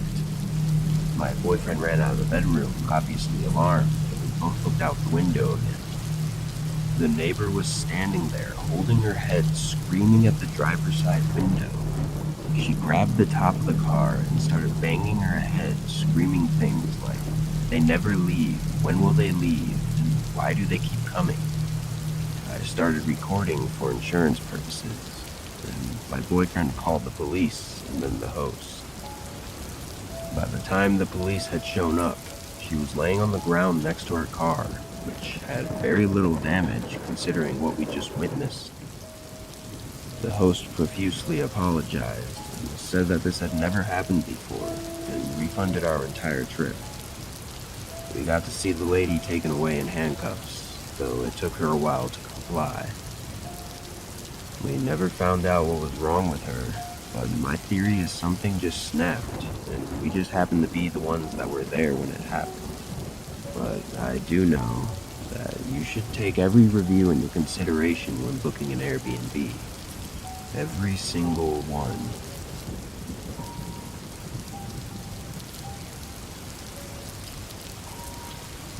This happened a few years back, when my friends and I had just finished our sophomore year of college. Finally done with school for a few months, we wanted to celebrate a little bit to start off summer break. All of us had small jobs near the campus, so we saved up some money. We decided to go big and take a trip to Las Vegas for a few days, as none of us have ever been. At first we were looking through hotels in the city to try and find something cheap, but still big enough for the four of us. Eventually we gave up on that and started looking at Airbnbs, as most of them were cheaper and bigger. We found a few good ones, but ended up choosing the largest one with the most rooms. Fast forward to a couple weeks later, our Uber picked us up from the airport and dropped us off at the house. It honestly looked even bigger in person, and we were all really excited to spend the next few days here. We all unpacked and relaxed for a couple of hours, as we were a little bit worn out from the flight. A few hours after the sun went down, me and my friend Alyssa were the only ones still awake. It wasn't too late, probably 8 or 8:30, but the other two had decided to go to bed early. With nothing really to do, Alyssa offered to take a walk outside and explore the neighborhood a little bit. I agreed, eager to see the unique homes. I should mention, our Airbnb was a pretty nice house, and the neighboring homes were really nice too. This definitely wasn't a sketchy street or anything, so we didn't even really think twice about going for a walk around. We headed outside and down the street. After passing 6 or 7 houses, the street took a sharp turn and connected to another crossing road with homes on the side. It was strange though, as these homes were nothing like the ones we just walked by on our street. These were basically run-down shacks.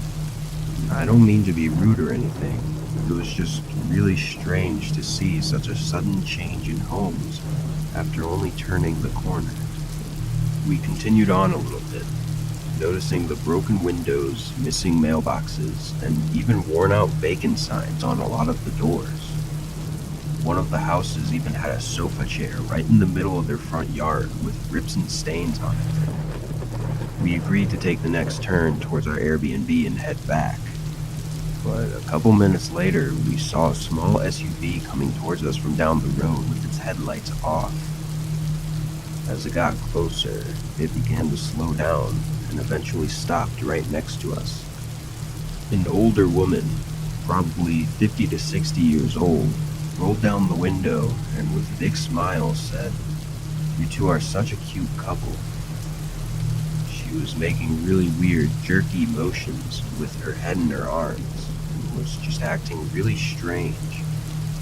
I replied, "Thank you," as to just end the conversation quickly and get her to leave. Luckily it worked. She continued down the road and we did as well in the opposite direction. After a few minutes, we found the next turn and got back to the street with our Airbnb. We were both really shook and creeped out by the whole situation and just wanted to get inside and forget about it. But just as we got to the driveway, we saw the old lady's SUV turn down our road and start heading towards us again. We were halfway up the driveway when she stopped right in front of the house. But this time it was a little different. She just looked at us. She didn't say anything or have any emotion in her face. She was just staring. Alyssa hurried inside, and I quickly followed. I heard the car continue back down the road as I was closing the door behind us. We stayed up for a little bit longer, locking all the doors and checking the windows to make sure she didn't come back. After an hour, we agreed that we were probably okay, so we went to our rooms and got ready for bed. The next day, we told our other friends what had happened, and they were pretty creeped out too. We ended up telling the owner of the Airbnb about the whole situation, and we even asked if we could cancel our third day so we could leave early. And thankfully, he agreed.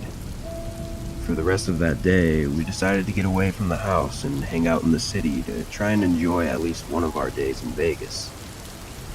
We actually ended up having a lot of fun, but as the night came closing in, we were ready to call an Uber and head back to the house.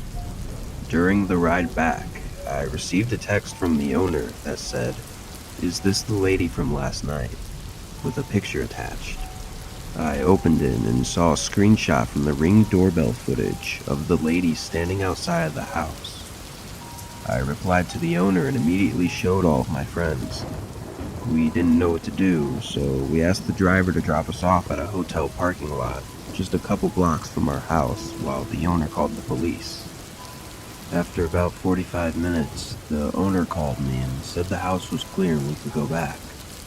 But he mentioned the police never found the lady. This obviously made none of us feel any better. We got to the house and pretty much immediately started packing all of our stuff so we could leave right away in the morning. Nothing happened overnight or the next morning, but I can say for sure that none of us got good sleep.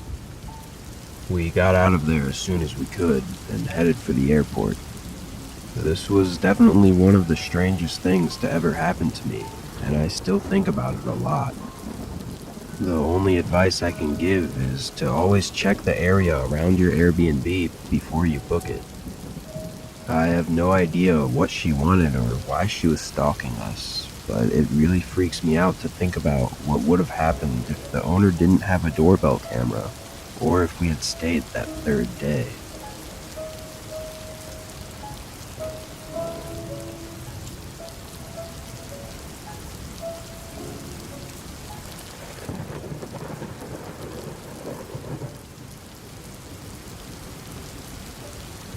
Years ago, I rented an Airbnb to stay in for the holidays. I was seeing my family for the week of Christmas, so I got a place that was just a few miles away. When I arrived on December 20th, everything was exactly as I thought it was. The place was a very regular house in a very normal neighborhood. Overall, I was satisfied. I'd gotten there around 6 o'clock on that first day though, and I didn't feel like going out to see anyone until I'd gotten a good night's rest. So I stayed in and relaxed for the rest of the night, watching some TV and even getting a little bit of work done as well. I got in bed just before 10 and fell asleep. But in the middle of the night, I slowly woke to a noise coming from downstairs. I was still half asleep and didn't even check the time, but it sounded like a few small thumps against the wall coming from somewhere in the house. As I listened to the noises, I didn't really feel worried or anything, but rather just thought that it was the house making these sounds. I only stayed awake for a minute before drifting into sleep again, and I don't recall waking up any other times during the night. By morning, I had forgotten and didn't even think about those noises I was hearing. Again, I was pretty sure it was just the AC unit or something. Anyway, I let my family know I'd made it into town, and we got our plans set for dinner at their place. I relaxed at the Airbnb for the whole morning and afternoon until I was ready to head out. I grabbed my bag and keys, then walked up to the front door to exit the house. But when I opened it, I was face to face with a man standing right in front of me on the porch. It completely caught me off guard, and I just stood there looking at him for a second before even saying anything. "Can I help you?" I asked. The man didn't knock or ring the doorbell, which made me start thinking of how long he could have been standing there for, and just why he was here to begin with. He didn't respond to my question though, and instead just nodded, then walked away. I watched him go down to the sidewalk and just continue walking down the street until he was gone. I can't see any situation where this wouldn't be strange and creepy. Why was he at the Airbnb? And for how long was he standing there without knocking? I made sure the place was locked up, then drove to my parents' house for dinner with the family. I brought up the situation as an interesting story, and everyone else seemed to think it was just as creepy as I thought. Dinner was still nice, and we had plenty of other great conversations, catching up on life and everything. But that whole night, I couldn't stop thinking about that man, and if my things I'd left at the Airbnb were going to be stolen or something. I ended up leaving the dinner get-together around 9, and getting back to the Airbnb 15 minutes later. I parked in the driveway and walked up to the front door, looking around for any obvious signs of someone having been there while I was gone, but I didn't see anything. I unlocked the door and stepped in. I walked down to the end of the hallway and into the kitchen, dropping my keys and bag on the counter, but then there was a sudden thump. It was just the same as the one I'd heard the previous night, but now that I was downstairs, it was far louder and clearly coming from one side of the house. I slowly stepped into the room near where the sound was coming from, but then the thump came again from a door right next to me. I jumped back, getting a surge of adrenaline, and then after staring at the door for a few seconds, I could hear the faint sound of heavy breathing from the other side. I grabbed my keys and ran for my car. I still didn't know exactly what was going on, but I was not going to stay to find out on my own. I called 911 and waited for them to arrive. When they did, I watched them go in and search for a few minutes. Then they came out and told me something horrifying. The door the person was behind was the garage door, which showed signs of distress from the person likely trying to break the lock and get inside. Unknown to me, there was a side door connected to the garage that led outside, which had been left unlocked by whoever had stayed here before me. I didn't ever plan to use the garage, so I never checked it. Whether the man I'd seen on the porch was the same person that was in the garage is unknown, but just knowing that I was asleep while someone was right below me trying to break into the house is terrifying. What they were trying to achieve after breaking in, we have no way of knowing. Obviously after that though, I went and stayed at a hotel for the rest of the week, but I still find myself thinking about that situation even 4 years later.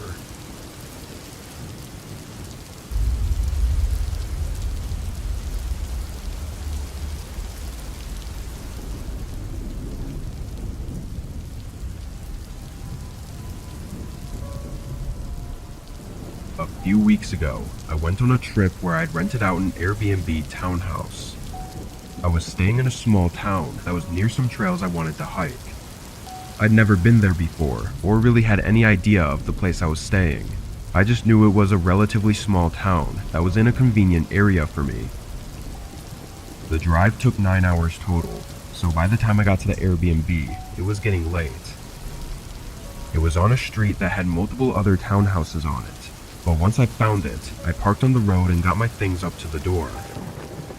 The place looked decent on the outside, definitely not very new or anything, but nothing that I wasn't already expecting. I texted the owner to let them know I'd made it, since I didn't see a passcode to the door anywhere in my emails. I waited for a couple minutes, just standing there and looking out at the street. Then I heard a door open nearby, and a man walked around the corner with a smile on his face. He greeted me as the Airbnb host, then let me into the place and said he'd be right next door if I needed anything. I wasn't expecting that, but he at least left quickly and didn't make anything too weird. I set up my things in the bedroom and had a look around the house. and I went to bed soon after. The next day, I ate a quick breakfast, then drove out to a trail and hiked it for a good 4 hours. I got back to the townhouse at 7, but when I entered, something felt different. Some of the things in my room were off, like they'd been moved slightly.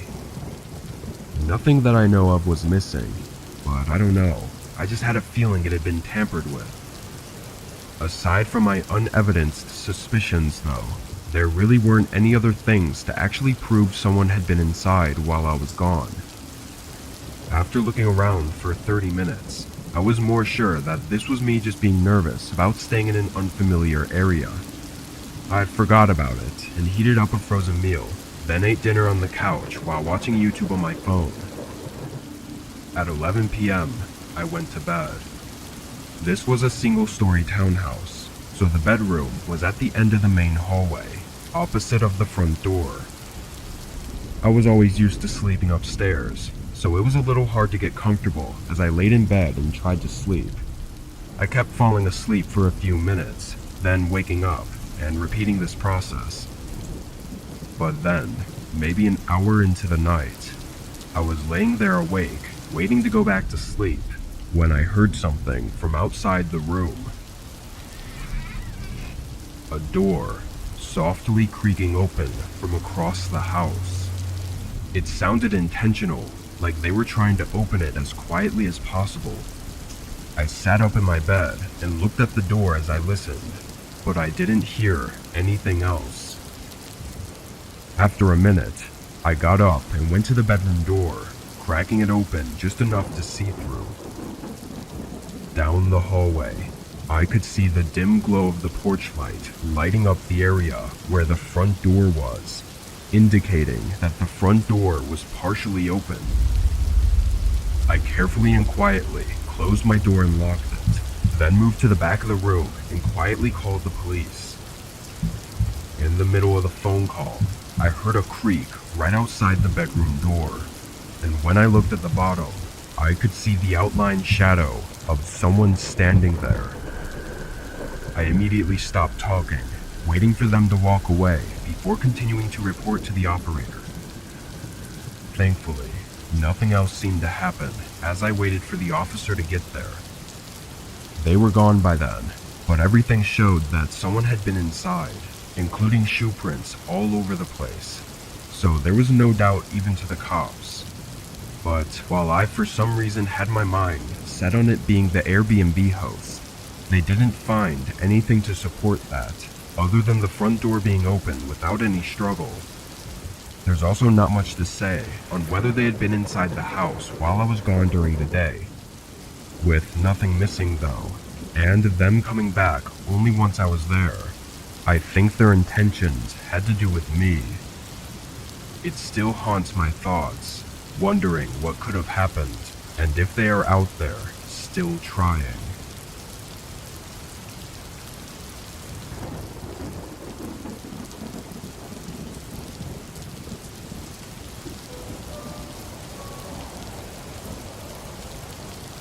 Last New Year's, me and my two best friends decided it would be fun to get together and rent out a house for the night. We weren't big on going to huge parties, but just enjoyed hanging out among our small group. Also, all of us lived in dorm rooms, so having a house to ourselves for once sounded like a great time even without partying. My friend Jason rented out an Airbnb on the outskirts of the town we were in. I carpooled with my other friend Christian, and we met Jason there on New Year's Eve around noon. This place was more of a cabin than a normal house, being all wood and having the typical cabin features. There were other similar looking cabin houses around, but they all had a decent spacing between them, so it kind of felt like we were out there alone. The inside wasn't as great, but this was one of the cheaper places available, so none of us were expecting luxury. We spent the day just hanging out in the living room and talking, and around 6, Christian went out to the store to grab some snacks and drinks. During this time, Jason and I were still sitting in the living room when there was a knock at the door. We looked at each other in surprise, knowing it was really weird for anyone to be out here and knocking on the door to an Airbnb. I got up and looked out the peephole, seeing some guys standing on the doorstep. I noticed the door had one of those metal latches on it, so I flipped it over and opened the door just enough to see them. I wouldn't usually answer the door to a random guy, but being in someone else's house, I wasn't sure if maybe it was the host or something. The guy looked at me, and I was instantly aware of his displeased look. He seemed angry about something, and it became more blunt when he opened his mouth. He told me in a disrespectful and stubborn tone that we needed to be quiet tonight and not disturb the entire neighborhood. The way he said it was almost threatening, and as if we'd already been making noise, but we hadn't even done anything loud, nor were we planning to. And all the houses were so far apart, even if he was a neighbor, there's no possible way he'd hear anything, unless we were lighting up fireworks or something.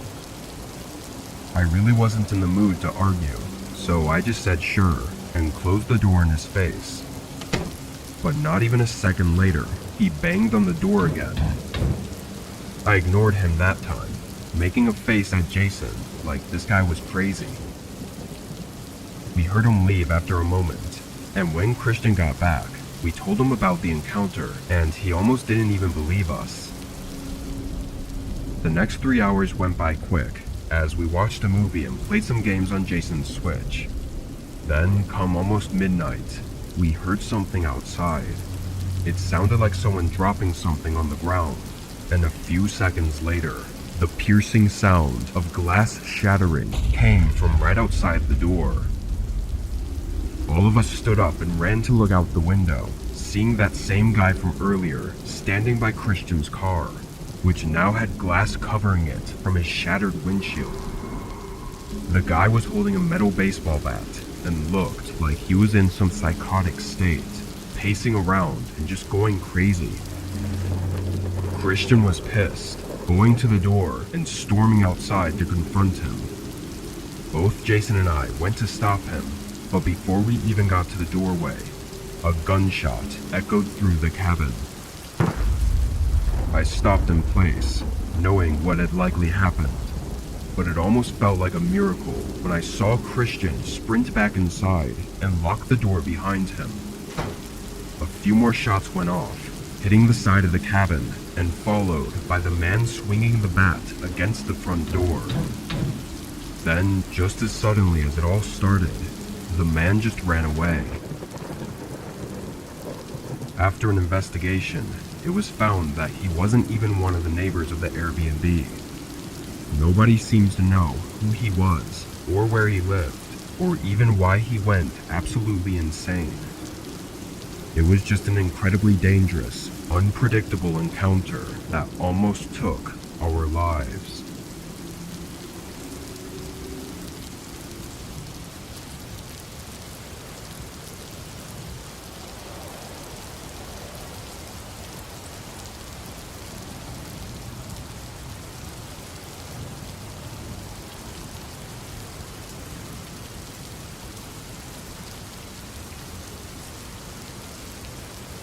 I thought I'd treat myself to a short getaway vacation. I live in a really flat and boring area, so I chose somewhere with a more mountainous and forest-covered scenery. I settled on Colorado, but I didn't really know any towns aside from the main ones, which were pretty expensive, so I started looking into Airbnbs in smaller towns. There weren't as many options as I was hoping within my price range, but I did find one that I thought wasn't too bad. I booked it and was on the road the following week, driving through the country to the Airbnb. 10 long hours later, I made it to the town I'd be staying in. I gotta say, I was not very comfortable when I first started driving through it. I shouldn't have expected much, but this was far less than what I'd thought it would be. The few rows of houses bordered a very empty and dark road with old wooden power lines barely standing on the sides. Being at night, it almost looked like an abandoned ghost town.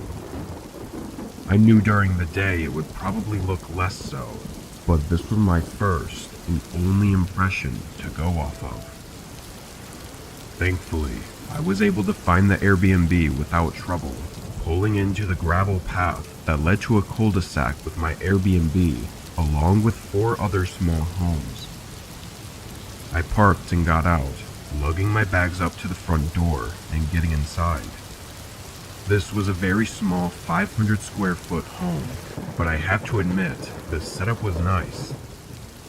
I dropped my things in the bedroom and went to the kitchen to fill up my water bottle and take a minute to relax before bed. As I stood at the counter though, I heard a car coming down the gravel outside.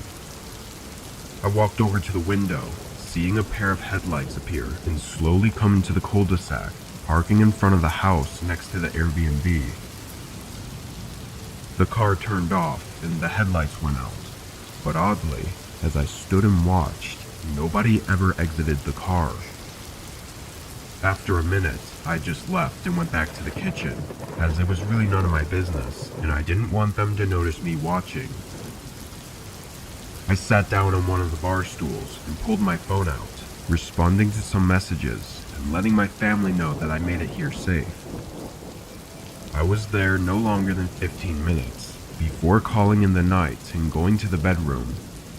I unpacked some things and started getting ready, when I quietly heard a car door open and close outside, followed by some footsteps. It sounded like they walked up pretty close, but I assumed they had to just be walking up to the house next door.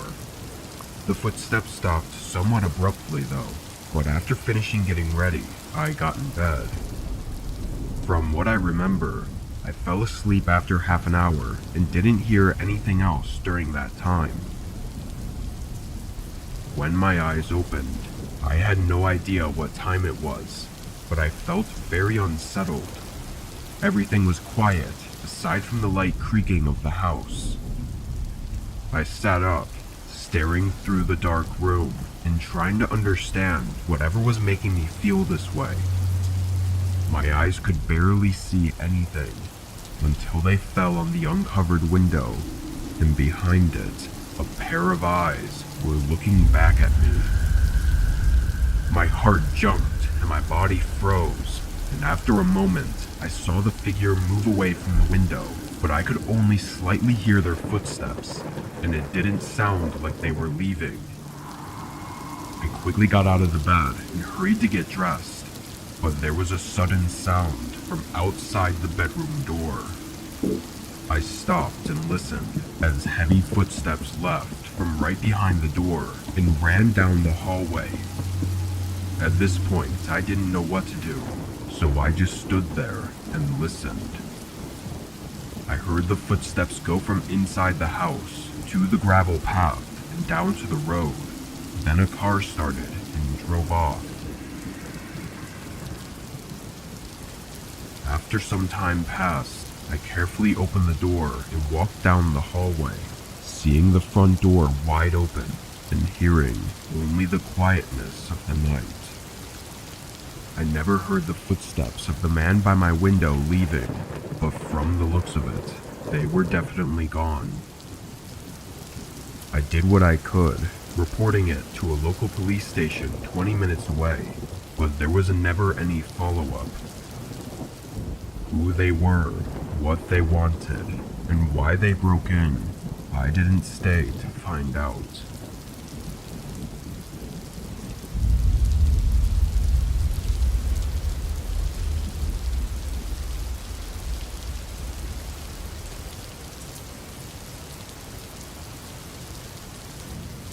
I arrived at my last stop before my final destination on the following day. It was late, and I was extremely exhausted from a long few days of driving, so I got my small backpack out and got inside my Airbnb for the night. It was some random house off the main road that just happened to be on my route. I didn't do too much looking into it because it was just for a night, so really all I needed was a bed to sleep in for 8 hours. Upon walking in, I immediately got a whiff of a really unpleasant smell. It wasn't a concerning smell per se, but it definitely was not enjoyable, like maybe a dead rodent under the house or mold in the ceilings. I did a very quick look around, glancing into the bedroom and bathroom, but I noticed the smell was a lot stronger in the bedroom than it was in the living room, so I decided to keep my stuff in the main living space and just set myself up for the night on the couch. I took the throw blanket off one of the sofa chairs and laid it out, but as I was doing this, a loud thump rang through the walls. I was less scared than I was confused, thinking that this was way too loud just to be the house settling in or something. But the way the sound came through the walls made it really hard to tell where in the house it came from. I stepped down the hallway and peeked my head into each of the rooms, checking for anything wrong, but everything looked okay. I wasn't really sure what to check for, to be honest, but as far as I thought, nothing was to worry about for the short amount of time I'd be staying there. I went back to the couch and continued setting it all up, then laid down and took my phone out to do some planning for the next few days. Only a few minutes after that first thump, there was another. It was almost identical to the previous, ringing through the walls and just being a single thump. I got up and walked down the hallway again, but decided to check the rooms a bit more thoroughly this time. I flicked on the lights and inspected the walls and ceiling, but still, there was nothing to show any signs of anything. At this point, I was thinking maybe a large branch was swinging in the wind and banging on the roof, but even that just seemed far-fetched. I went back to the couch and reminded myself that I was only here for one night, and whatever the problem was, wasn't my problem. I shut off the lights, laid down, and fell asleep. With the night being quiet and being as exhausted as I was, I had no problem sleeping. But the way I woke up was unusual. My eyes were still closed, as I'd only partially woken up. I probably wouldn't have even remembered it, if not for what happened next. I got a bad feeling in my gut as I opened my eyes. A man was standing right above me, staring into my eyes. My whole body tightened in that moment, but it only lasted fractions of a second before the man sprinted from the side of the couch and straight out the front door. I quickly stood up and ran to see where he went, but I lost sight of him in the trees. I closed the door, then went to grab my phone, but stopped at the end of the hall as I saw something from the corner of my eye. Hanging in the middle of the hallway was a folding ladder leading up to an attic. I wasted no more time to call for help.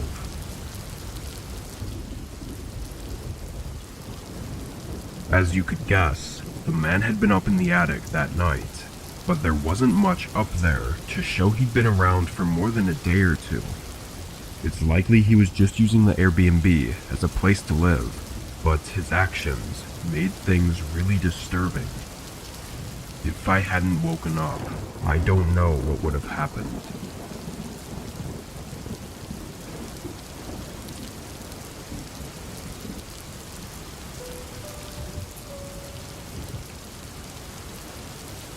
At the time of writing this happened only a few weeks ago. I had driven out to an Airbnb vacation cabin in a woodsy area. I had planned a backpacking trip with a few friends, and I was meant to stay there only 2 nights before heading out for the rest of the week. When I pulled in and saw the place, I was satisfied. It was very isolated and was very much just a plain cabin, which I loved. I parked around the side of the place and got my gear out of the truck, bringing it inside. The inside is what you'd expect, small and not the nicest, but good for what I paid for. That night, I pretty much got right in bed though, falling asleep and getting up early the next morning. My goal for this day was to scout out the first portion of the trail that my friends would meet me on the following day. Really, I just needed to make sure it was open and not too muddy from last week's rainfall. If it was, then we'd have to find a new trail. I made a cup of coffee and chilled until mid-afternoon, then went out and walked down to the main road, walking along it for a half-mile to the trailhead. It looked clear and dry, so I didn't bother hiking down more than a quarter-mile or so before heading back. In total, I'd only been gone for an hour, but when I got onto the path leading to the Airbnb, I saw in the distance that a truck was now parked right out front. I quickened my pace, unsure what was going on. When I got up to the cabin, I went right up to the window of the truck, but nobody was inside. I then looked around in all directions, not seeing anyone at all. Nobody in the distance, nobody at the front door. Where else could they even be? I cautiously walked up to the front door, noticing it was still locked. Heading inside, it was clear that nobody had entered, which was my worst fear. After double-checking all the rooms, I opened the Airbnb app and contacted the host, asking if he or someone else was here. As I waited for a response, I checked the windows, but still saw nothing. What made this so unnerving was that I couldn't see where anyone could even go from here. It was just forest around, with this one cabin in the middle. As I continued to wait for a response, hours passed. I kept looking for anyone to come back to their truck, but with the sun setting, it seemed more unlikely. Then at just about 8 p.m., I got a text back. No one else should be here. I'd be lying if I said I didn't already expect that answer, but I was just hoping that somehow it wasn't. After some thinking, I just couldn't get myself to feel safe enough to stay the night. I went around the cabin and started packing my things, but then the sudden sound of footsteps came from the front. I stopped and listened as they made their way onto the porch and up to the door. Moments passed and no knock came. I must have stood there staring at the door for at least a minute before slowly walking up and looking out.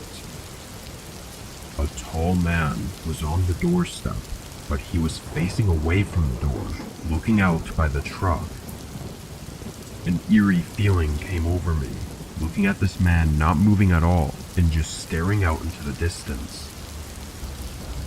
Feeling that he may not be the only one out there, I took a few steps back, trying to quietly go into the other room to call 911. But on my third step, one of the floorboards made an extremely loud creak. Right after, I heard the man shuffle around outside, followed by seeing the doorknob shake violently as he tried to open it. I ran and locked myself in the bedroom, dialing 911 as the man outside continued to shake the door and bang on it before suddenly running off the porch. A second later, I heard the truck driving away. Police made it to the cabin relatively quickly, but it didn't end up being that helpful. I left the cabin that night to stay in a hotel instead, being that the man wasn't caught and was still out there somewhere. I really can't even try to guess what he was doing, but the thing that really horrifies me is thinking about where the man was that whole time. Was he just standing out in the woods, or hiding somewhere outside the house? After that experience, though, I probably won't be staying in another far-out cabin anytime soon.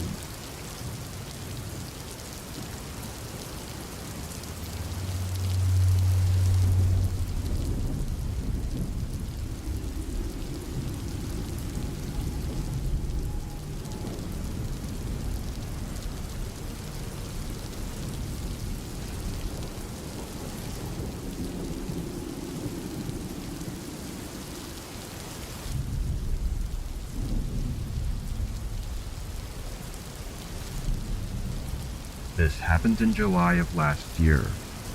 My house was having some pretty big problems, and I was left without any power for several days while it was getting repaired. I worked from home, so this was a major issue. I ultimately had to rent out an Airbnb to stay at for a few days, until the power was back on in my home. I don't live in the biggest city, so there weren't too many options for Airbnbs near me. The closest one that was at a reasonable price was about a 45-minute drive from my home. It was in an even smaller and secluded area of the city, which was often referred to as not the best section to live in. I was only staying for a few days though, so the amount I was saving was worth it. When I arrived, I went right inside and basically straight to bed, exhausted from everything going on with my house. In the morning, I got up early and started setting up my laptop and workspace. Just before I had to start work though, there was a knock at the door. I debated whether or not to open it because it wasn't even my house, but thinking it might be the host or something, I went up and checked who it was. On the porch was a man, maybe early 30s, and covered in tattoos. He didn't look like an Airbnb host, or even like a salesperson. Unsure why he was here, and not really wanting to know, I figured I'd leave it. I walked away from the door and back to the desk, finishing getting ready and starting work. I had some meetings and a lot of work to catch up on from my absence the last few days. I don't think I left the desk until 8 p.m., and even then, I was considering going back to work after going out and picking up dinner. Only a couple minutes after I got back and started eating though, another knock came at the door. I immediately got up and went to check who it was, and I wasn't surprised to see it was that same guy from before. What could he possibly want from me this late in the day though? I was actually more bothered than I was concerned. But again, I just walked away from the door and went back to eat my dinner. After 30 minutes, and around 10 p.m., I decided to work for at least another hour. I was tired, but the work had to get done, and I knew putting it off until tomorrow would just make me more stressed. I put my headphones in and tried to focus for the next hour. I got a lot done, and once I was satisfied, I finally closed my laptop for the night. I hadn't realized how dark it had gotten. I guess my laptop screen was the only light I had on. I went to the front and flicked on the light, and a chill instantly rushed through me. Going down the front hallway were faint but unmistakable shoe prints. Looking around, they were all over the place, even going right up behind the desk I was working at. Terrified, I slowly followed them down to the back door, which was cracked open. I don't even know how to describe what I was feeling. It was just pure horror. And only moments after this, footsteps started coming down the stairs. They were slow and careful, but when they got to the bottom, a man peered out into the hallway and looked directly at me. It was that same man, easily distinguishable with all the tattoos and everything, and he looked surprised to see me walking around. But that surprise quickly turned into rage. His face had no emotions other than irritation and anger. I was going to try to say something, but no words came out, and as my heart started pounding in my chest, I turned right back around and sprinted out the back door. I ran through the backyard and into some trees far behind the houses. I sat behind a tree and pulled my phone out, starting to dial 911, but quickly closed it when I heard footsteps running toward me. I didn't expect them to follow me, but luckily they passed by without seeing me and continued to run out into the dark. Once I got in contact with police, I went back to the Airbnb and waited for them. I gave a detailed description of the man, and they actually found him the next day.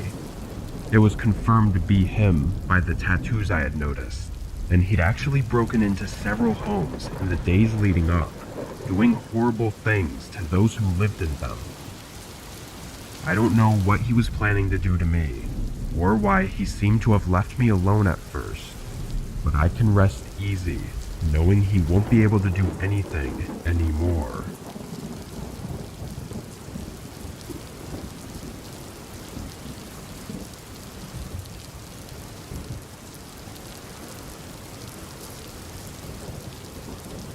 I had booked an Airbnb several weeks in advance in a town I'd never been to. A client I was meeting for work lived in the area, so I was only staying there for a day and then driving back home afterward. The drive was 3 hours, and when I pulled into the driveway and got out, the neighborhood it was in was very quiet. Most of the houses' lights were off, and trees covered the lawns, blocking out most of the view. The only thing I really saw was a person walking down the road. They were far down, and nothing really looked off about it, but for some reason it just gave me a strange feeling. I went up and unlocked the door, going inside and situating myself. It was a very average house, nothing really special about it, but was great for what I needed it for. After making my rounds and checking the place out, I opened the front door to get my other bag from my car. As I stepped onto the porch though, I noticed someone standing in the road. It was the person I'd seen walking a few minutes ago, but they weren't walking anymore. They were just standing in the road and facing the Airbnb. As I started walking toward my car, they noticed me and started walking away. I kept my eye on them while I was out there, getting suspicious about whatever that was. They seemed to just keep walking though, continuing down the street. I went back inside and made sure it was all locked up, then opened the garage and pulled my car in, just to be safe. Throughout the next couple hours, I did a few checks outside to see if that guy was still walking around. I didn't see him anymore though, and having to get up early the next morning, I went to bed. I slept decently, waking up a few times during the night, but my alarm went off at 4 a.m. for me to finally get up. The sun was still down, so it was still dark outside, but I groggily sat up in my bed and right away saw a light coming under the bedroom door. I didn't remember leaving any lights on, though I thought I somehow must have just overlooked a kitchen light or something. I got out of bed and walked up to the door, but just before I opened it, I heard something on the other side. It sounded like something moving around at the end of the hallway. I opened the door, seeing it was the living room light that was on, which I immediately knew I definitely would have turned off. The sound continued though, as I walked down the hallway and looked into the living room. A guy was in the corner, searching through one of my bags. He had a black hoodie and ripped up jeans, which was exactly what the person I saw walking around wearing. I only looked at them for a second before they turned around and faced me. He didn't look startled at all. It was almost like he was expecting me. He dropped the bag on the ground and yelled at me to stay where I was. He began making his way over, and I only had a split second to decide what to do. I turned and ran back to the room, slamming the door shut just before he caught up to me. He rammed into it and tried to kick the door down, then started messing with the lock on the other side. I thought quickly and opened a window, jumping out and running away. By the time I was able to get police there, the man wasn't in the house anymore. My bags were gone too, of course, and to make things more terrifying, the bedroom door was opened. He had picked the lock and gotten in, so if I had just stayed and hid in the bathroom or something, who knows what would have happened. Police seem to think there was more intent behind this man's actions, aside from just robbing me. So I pray he doesn't find me again.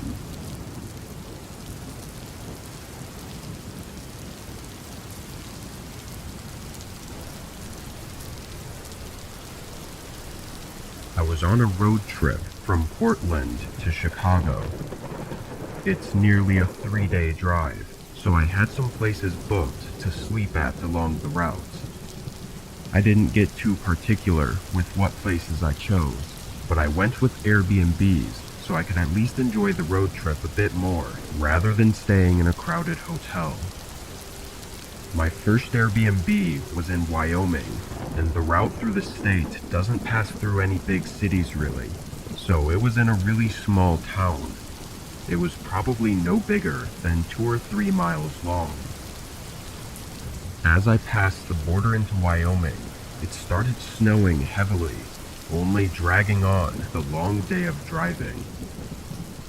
By the time I got into town, the roads were covered in snow, and the sun had already set. It was pretty dead though.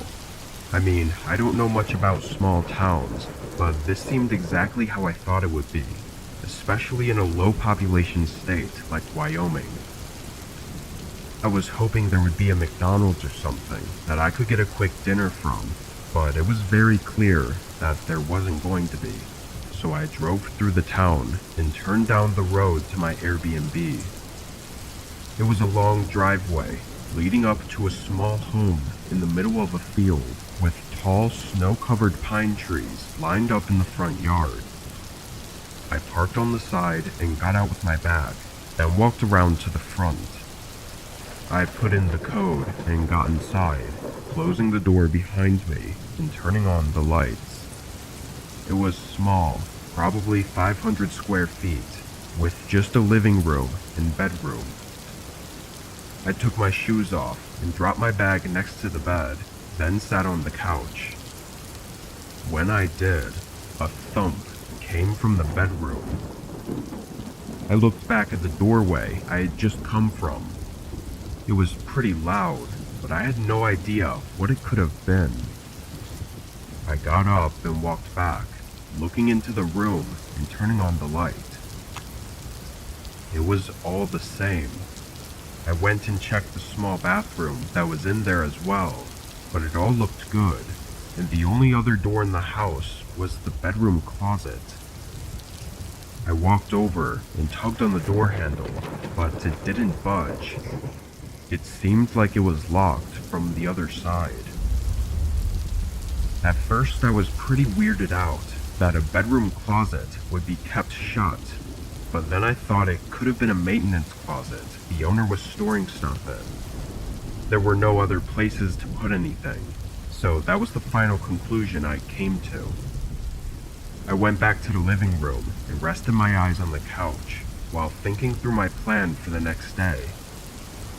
After 15 minutes, I got back up and went over to the window, looking out to see if the snow was still coming down and if the roads were even going to be drivable tomorrow. It was eerily dark outside, with no lights from the town showing behind the tall pine trees, and it was still snowing heavily. I shut the blinds and turned back to the couch, but I saw a shadow move in the bedroom. It was slow and smooth, like the shadow to a door opening or closing. I started walking over, listening as I approached the doorway and looked inside the room. Everything was in place, and nothing looked to have caused the shadow I saw, but I knew I saw something move in there. I continued looking around until my eyes fell back on the closet. It was still closed, but something gave me an unsettling feeling about it. I stepped up and grabbed the handle, and it opened with ease. It wasn't locked anymore, but inside there wasn't anything. It was just a small and empty walk-in closet. Before I could fully process everything and try to put the pieces together, I heard someone behind me. When I turned around, a large man was standing in the doorway to the bathroom. He looked beaten and tired, having scratches and cuts all over his face. And as I stared at him, he didn't even seem to care. He stepped into the bedroom and kneeled down, grabbing a dirty and worn duffel bag from under the bed. The man then stood back up and didn't even look at me as he slowly walked out of the room and out the front door. I ran up and saw him trailing through the snow until he was beyond the lights from the house. I tried to get police involved, but after giving my description, they really only talked to the Airbnb host. After leaving town, I didn't get any more information. I think it's most likely that he was just using the place to sleep or something, but the way he looked makes me second guess that. I just can't even think of what could have happened if I went right to bed that night, with the man hiding in the closet just inches away from me.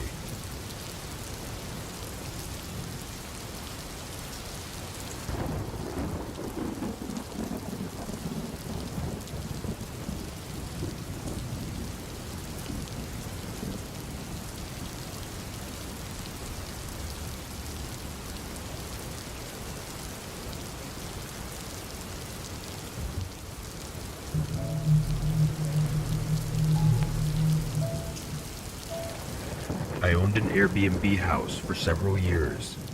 I stopped due to the stress of keeping up with it, as well as maintaining my actual job.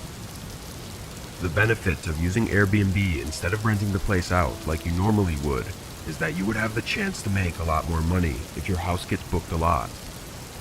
Being in a relatively high traffic area for vacations, Airbnb was a great option for us. My wife and I were excited in the beginning, but it got more demanding as more people booked the house. We needed to keep everything on schedule and hire cleaning services after the first customers left and before the next ones came, as well as be sure to respond to their messages and emails in a timely manner. But things were going well for a couple years before we had what we thought was a young couple staying at the house. Just like every other time, when they arrived, I texted them the unlock code for the door. I almost never actually see the customers. After they let me know that they were inside and everything was good, I sat back and relaxed for the rest of my day off. I should also mention that I almost never even talk to the customers more than just a couple texts. Usually they text me when they get there and when they leave, and sometimes an occasional question about the house, but that's usually it. But as 9 o'clock came around and I was just about to get ready for bed, I got a text from the young man staying at the house. It was short, saying he was going to call me in a minute, and then a minute later he called. I already had a bad feeling when I saw the text, but what he said still surprised me. He said that the water wasn't working in the house. Of course, I apologized, though I didn't understand how that could be possible. But living in a house without water is unacceptable, so I knew I had to get it fixed immediately. I asked if I could come check it out really quick so that I could have someone come in the morning to fix it. He agreed, being very polite about the whole thing, and I drove over there a few minutes later. Pulling into the driveway, I noticed 2 cars. At the time, this wasn't necessarily a red flag, but more just an odd thing I noticed because they were apparently a young couple on vacation for a single night, so I didn't understand why they would rent 2 separate cars. I thought someone must be visiting them, which actually isn't allowed, but I didn't mind so much. I walked up to the front door and knocked, before entering the code and walking inside. It was very quiet. I expected them to be waiting for me, but they weren't anywhere that I could see. I probably should have looked around for them first, but I was tired and just wanted to get this over with. The first thing I wanted to check was the main water valve to make sure there wasn't a leak or a flood, so I went down to the basement and over to the valve. Everything seemed normal, no water anywhere or signs of damage. I was confused, but then I fiddled with the valve and immediately heard water start rushing again. I turned it more, realizing it had been completely shut off manually. I stayed in the basement for another minute, trying to understand why this was done, before I started to get a really uncomfortable feeling, especially since I didn't even see the people when I walked inside. I just couldn't see how it could have been anyone other than them who turned off the water, which meant they were trying to get me to come over on purpose, or maybe give them a discount on their stay for the inconvenience. I decided I was going to leave and get in my car, then try calling them back just to be safe. I got up and started walking towards the stairs, until I heard the basement door open, followed by multiple sets of footsteps walking down. When they got to the bottom, 3 men stood there. "Is it fixed?" one of them said, sounding like the same man I talked to on the phone, though all of these men were much older than the young man that I thought was staying at the house. I told them it should be working now, and that the valve must have just tightened on its own. I was trying not to point any blame, since the whole thing was making me so uncomfortable. I just wanted to get out of that basement and away from these guys. They all just kind of stood there looking at me, not saying anything after that. "Well, let me know if you need anything else," I said, walking between them, trying to get to the stairs. They still just stood there, watching me walk around them, but as I went past the third guy closest to the stairs, I spotted a gun shoved in the back of his pants. It made me freak out a little, and I rushed a bit quicker up the stairs, but they didn't follow. They stayed in the basement as I quickly walked out the door and drove away. When I got home, I woke up my wife and told her what had happened. She convinced me to call the police to check up on them. They weren't the people we thought were staying there, and the situation was strange, so it felt justified. I think we waited 20 minutes before a call came from an officer claiming nobody seemed to be home and that he may need me to open the door. I gave him the code instead, and he called back another 20 minutes later, saying that there was no signs of anyone still being there. The next day, we found out the card the man paid with was stolen, and after looking around the house, they had stolen some expensive decorations and appliances as well. I guess there never actually was a young couple either. The one thing that was left unexplained was their whole plan with the water not working. I think they either wanted me to not charge them for their stay, so that hopefully they could use the stolen card for longer, or they were planning on robbing me at gunpoint. But then that makes me question why they didn't. 3 dangerous, unidentified men blocking my exit in the basement after leading me into a trap, and they just let me go.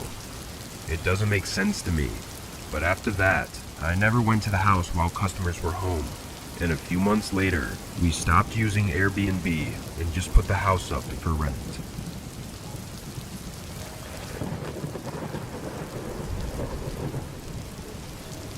I was taking a solo trip to Salt Lake City last year.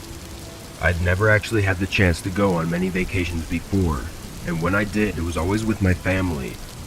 This was the first time I was finally going to get to enjoy my time somewhere else all by myself. I know it sounds a bit weird, but being alone is fine with me, especially since I'd never get to be alone. Anyway, I looked up both hotels and Airbnbs in the area, and surprisingly, the Airbnbs were a lot nicer and less pricey. However, all the cheaper ones were a bit further away from the city. I was driving my own car though, so I didn't care too much about having to travel a bit to the city, and went with a nicely sized Airbnb. It was small, but the kitchen and bedroom were nice, which was all I really cared about. I got there at 6 on Sunday morning. The owner texted me the password, and I brought all of my stuff inside. It was really nice, much better than the small apartment I shared with my roommate. Once I got everything inside and set up, I hopped on the couch and turned on the TV. It was a 10-hour drive, so I was looking forward to chilling for the night and enjoying the silence. I fell asleep pretty quickly, but it was only around 7 o'clock, so my body woke me up a few hours later. The time was just past 10, and the TV was still on. I grabbed the remote and turned it off, then got up to get a glass of water before going to the bedroom. As I walked from the living room to the kitchen, I felt a strong, cold breeze brush against me. With my tired eyes, I looked to my right and saw the front door was fully open. My eyes shot open and my heart pounded. I stared at the door for a moment, then looked around the room. I knew I had closed it and locked it, so this was really freaking me out. I walked over to the door and closed it softly, listening intently for any sounds of someone being inside. For reference, I'm not the biggest guy in the world, but I am fairly tall and in shape, so unless an intruder had a gun, I felt confident I could force them away. I grabbed a kitchen knife, still being quiet, and walked room to room, checking every inch of the house. Nobody was there. This only confused me more, and I sent a text to the homeowner asking if someone was supposed to come over tonight or something, explaining what happened. It was late though, so I didn't expect a response right away. I went around to every door, locking each one, then quickly checked the house again.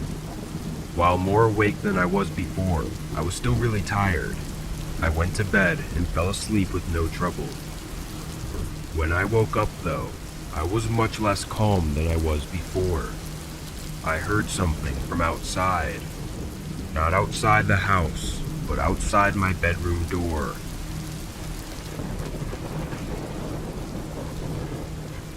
I didn't know what to do and kind of just froze, waiting for whoever was outside the room to do something first. As I sat there in bed, I thought about how the person could have possibly gotten in. The only person who would have the password to the door was the homeowner, so honestly, in that moment, I was sure it was him. This gave me more courage, thinking it must be some creepy guy who likes to spy on the people who stay at his Airbnb. I got out of bed, still not having heard anything else, and grabbed my phone from the nightstand to call the cops. I must have made too much noise though, because almost right away, someone started running away from the door and toward the front of the house. That only frightened me more, knowing the intruder was standing right next to the bedroom door the entire time. I dialed 911, but during the time it took for the cops to arrive, nothing else happened. The person had left. I found a hotel to stay at for the rest of the vacation, but what's crazy is that the owner of the Airbnb gave me a refund, as he was able to prove it wasn't him. He was very concerned about it, and he was actually a really nice old man.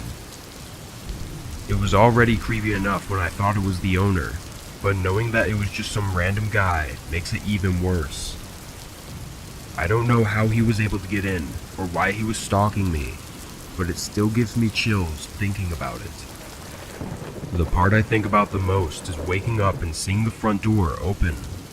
Now that I know that someone was actually in the house, that meant that whoever it was came in and saw me asleep on the couch, then proceeded to do whatever it was they came there to do. It's just really unnerving and creepy, and makes me never want to be at an Airbnb alone.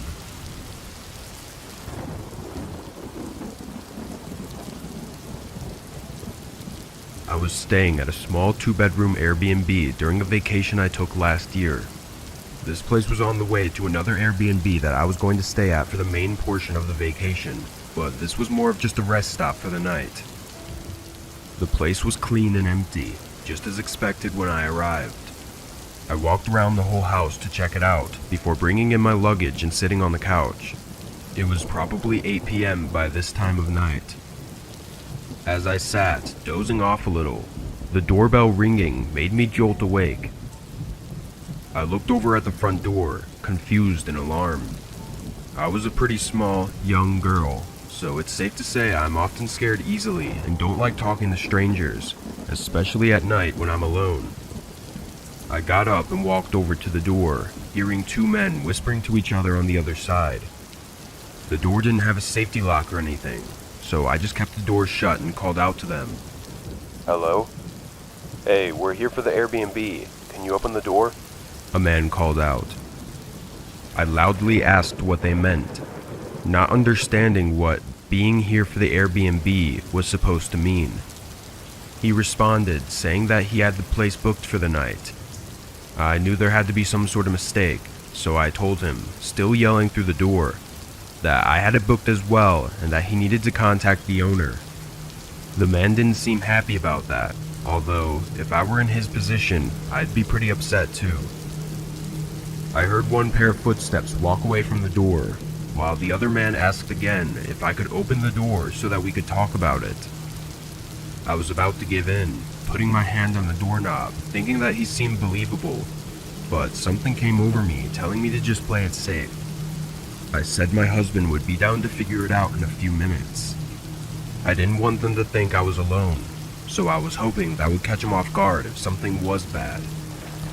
The man didn't respond though. I waited for another minute because I didn't hear any footsteps leaving, but then I moved the short curtain to the side and looked out the small window. The man I'd seemingly been talking to was facing towards his car parked in the driveway, and past him was one of the most terrifying things I've ever seen. A group of maybe 5 people was standing further down the driveway, kind of hiding as if waiting for a signal. They all had some form of face coverings, and I couldn't see the other side of the door, but I assumed there were even more people over there. Knowing that this was very likely a gang due to the city I was staying in, I was completely horrified. I backed away from the door, fully panicked and trying not to hyperventilate. I then went to the bedroom to get my phone and call the police, and I could hear more footsteps all around the house.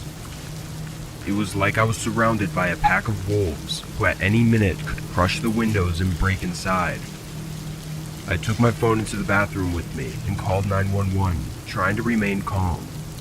The operator also told me to be quiet and stay calm, as they were sending a group my way and would be there in just a few minutes. I stayed on the line, still hearing footsteps walking around outside the place, until the horrible sound of wood bending and then snapping came from the front door. I was crying profusely now, trying to muffle my mouth with my hand. I listened as a whole group of people ran inside, opening doors and cabinets before one approached the bathroom door and tried the handle. "Here," he yelled, then walked away. The group continued looting the house before sirens were heard in the distance and they began to scatter out of the place. They had all left by the time the police got inside, and all of my luggage was gone, and my car had its windows shattered and was looted as well. One of the officers sat with me to discuss some details, and he informed me that they've been having problems with large groups or gangs breaking into homes recently. They don't think the main goal is to hurt the residents at all, but rather to just rob them of everything. So that's likely why they left me alone in the bathroom, knowing I wasn't a threat. Whether their intentions were to harm me or not, it was still terrifying. I know it likely had little to do with me staying at the Airbnb that night, but it has still made me really anxious every single time I stay at an Airbnb now.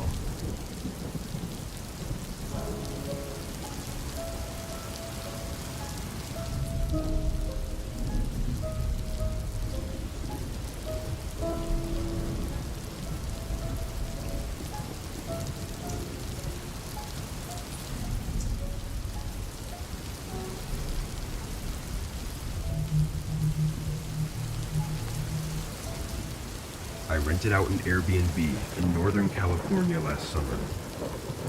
While scrolling on the app, I found a ton of nice houses. There was a specific location that I liked though, so I chose to look at houses around there, and found that there was almost an entire street of Airbnb rentals. I looked at all of them, and chose my favorite and booked it. A month later, I flew in and picked up my rental car, then drove an hour to the Airbnb. I pulled into the driveway, and I should mention that it was really late, like 10 or 11. All I wanted to do was get my stuff inside and crash on the bed, but as soon as I opened my car door, a middle-aged lady from the house next door started waving at me. She was standing in the empty driveway, waving and greeting me to the neighborhood. I smiled and waved back, trying not to get stuck in a conversation. I kept my back to her while I unloaded my suitcase and duffel bag, then walked up the driveway to the door. I could see her in the corner of my eye, still standing there, watching me as I walked up and entered the Airbnb. I locked the door behind me and shook my head in confusion and exhaustion, then carried everything to the bedroom. The house was nice and seemed to be in order, but I didn't bother with really checking it out because I was in a hurry to shower and get in bed. I turned the shower on and washed off, but while I was in there, I heard the doorbell ring. I ignored it, which I would have done even if I wasn't showering. It only rang one time, so I assumed they left, and I didn't even check after I dried off and just went straight to bed. I slept nearly 10 hours and got up well rested in the morning. That day, I went into the city and visited a popular restaurant for dinner, then drove back to the house at 7. When I pulled in, that lady from last night was standing by the front door. When she saw me, she ran back to her house and went inside. I quickly got out of the car and went to the front door, entering the code and going inside. I didn't know who this lady was, but the way she ran once she saw me made me uncomfortable. Over the next hour, I paid attention to all of the windows, checking frequently to see if that lady came back. I was sitting in the kitchen on my laptop when something hit the back door. It sounded like a rock being thrown at it. I looked over at the door. Again, a rock was thrown, hitting the back of the house this time. I stood up and looked out the window, and at first I didn't see anything. But then I looked closely, and in the dark field, I saw a small figure standing there. It knelt down, picked something up, then threw it right at the window I was at. I backed away in shock until I realized it was probably that lady. I opened the back door and called out, telling them to go away. I could barely see their figure in the dark. They weren't moving though. I threatened to call the police, and they still didn't move.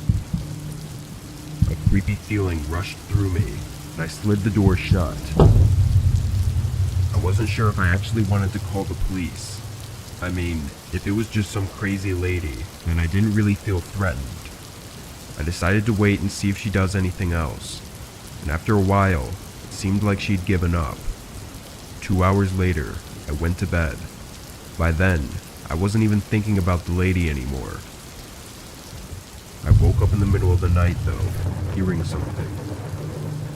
I didn't know what I heard because it was quick and quiet and I wasn't fully awake yet, but I knew I heard something. Only a few seconds later, the faint sound of footsteps started coming down the hallway outside my room. My eyes widened, my brain went straight into fight mode. I jumped out of bed and swung the door open. Standing just a few feet away from me was that lady, barefoot in my hallway. She quickly ran back and left the house. I followed her out the front door and watched her go back inside her house. Then I locked my front door and called the police. When they came and knocked on the lady's door to confront her, she didn't answer. This is when we found out that her house was actually an Airbnb as well, owned by the same person that rented me my Airbnb. No one had that house booked though, so the lady somehow knew the code and was staying in there for several days. We couldn't find any reason for her to be after me, or any signs of who she was or where she went. I left that night and flew back home. I didn't know what she was going to do if I hadn't woken up, but with her still out there, I didn't want to stay to find out.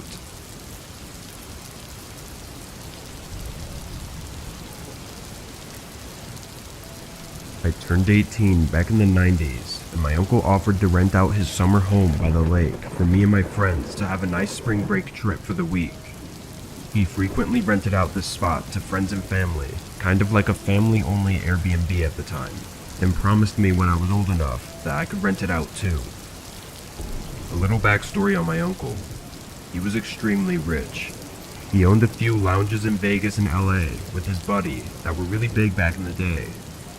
He was really chill, but I only saw him a few times a year because he was usually in Vegas. But when I did, it was always a good time.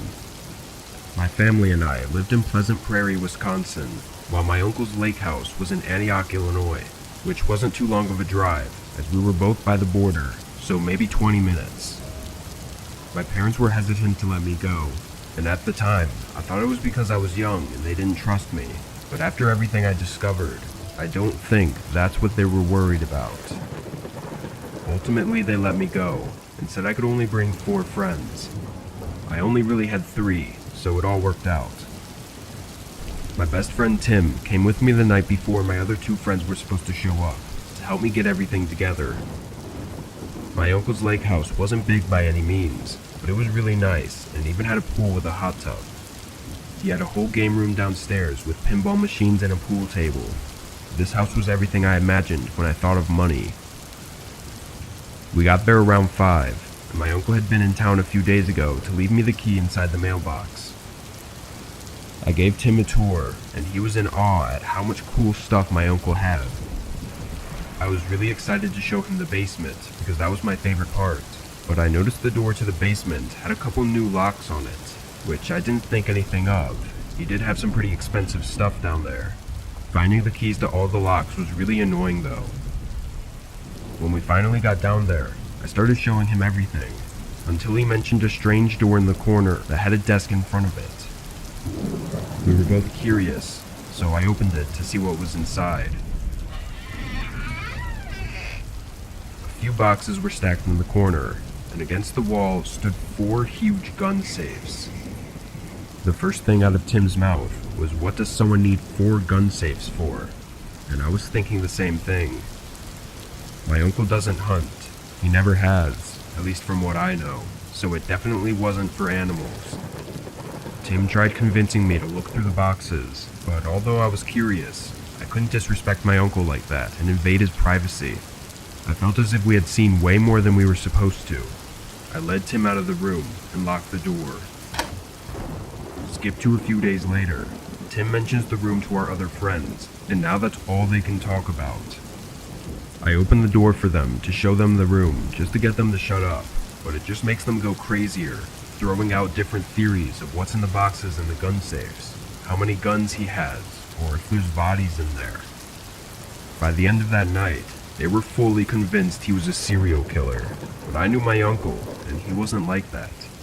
But my friends pressured me to look in the boxes to make sure they weren't filled with license of missing people or anything.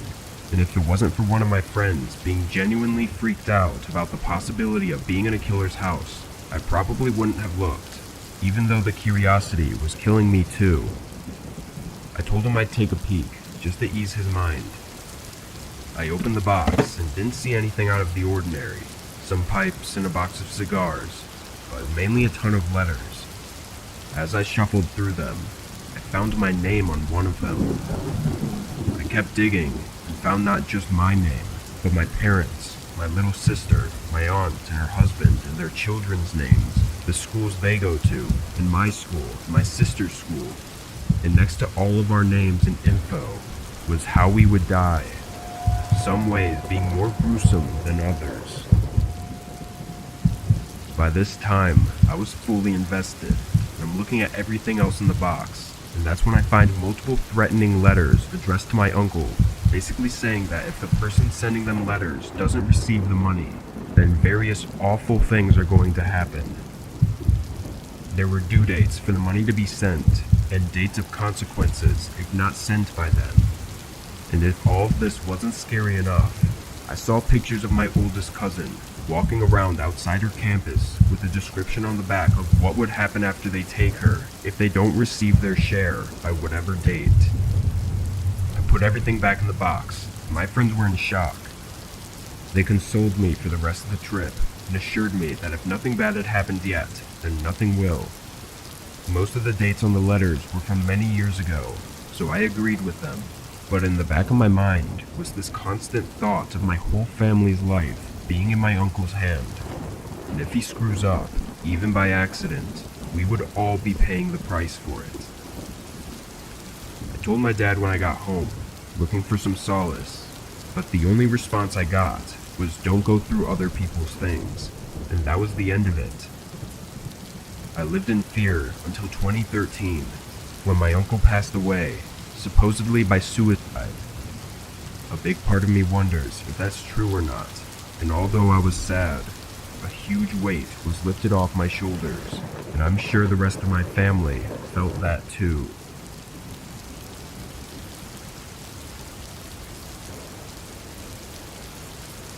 I vacationed to Yukon, Canada in the fall of 2019. My youngest brother had planned to go with me, but had to cancel a couple weeks before due to work, so I went alone. I rented a cabin through Airbnb. It was remote, but still had paved roads and wasn't too far from town. When I arrived, I got everything out of my truck and into the living room. It was already dark out, so I couldn't see much of the outside of the house, but the inside was nice. It was a simple cabin with cozy decorations in all of the rooms, but it was already a little late and the drive had me tired, so I left everything still packed and sat on the couch. I want to say it was around 7:30 or 8, and I was only on the couch for a few minutes before I heard a disturbing noise from someone out in front of the cabin. It was a person yelling, calling for help. The cabin was so far out, I didn't think anyone would be anywhere nearby, so I was already skeptical. I got up and looked through the front window in the living room. A man was standing outside by my truck, holding a hunting rifle and looking at the cabin. He didn't look hurt, so the only reason I could think that he'd need help was if he was lost. But I still didn't trust the man enough to interact with him while I was alone in a remote area. I pulled the curtain shut and stayed against the wall. The leaves outside started crunching, approaching the front porch. Once the man was at the door, he stopped. I waited against the wall for a whole minute, and the man seemed to just be standing outside the front door. "Hey, I need some help," he called out. "Please, my friend needs a ride to the hospital." I thought about replying, but I didn't say anything because I wasn't confident that he was telling the truth. He had a gun, and I had no way to protect myself if he was lying. Another minute passed, neither of us speaking. "I saw you pull in," he yelled, banging against the door. His tone became aggressive, which only deterred me even more from answering him. That was also just a strange thing to say. Why was he watching me when I pulled in 20 minutes ago? The man's footsteps started leaving the porch and going back in the direction of my truck. I waited until I was sure he had left, then looked out the window again, not seeing him anywhere. I then went around to every door and window and tested the locks. All of them were intact, except for one. It was a small half window in the kitchen, and the latch on it was missing. There were screw holes and scratched paint, indicating a latch used to be installed there, but had been taken off. It was odd and didn't make sense. What reason would anyone have to remove a latch from a window? I was getting really bad feelings with everything going on. I went outside and got my toolkit for my truck bed. I knew it was an Airbnb, and I technically was not allowed to make any modifications to the property, but I didn't care. I drilled 2 long screws through the window siding and into the frame, permanently attaching it so it couldn't be opened. I figured the owners of the cabin would probably never even notice it anyways. After laying on the couch for an hour, watching downloaded videos on my phone, I brought my suitcase to the bedroom and got ready for bed.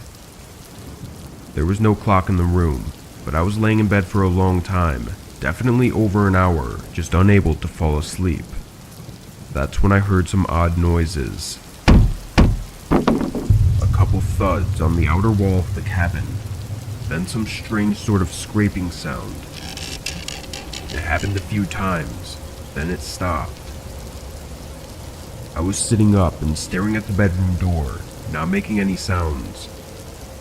There were so many scenarios running through my head, mostly consisting of that man from earlier.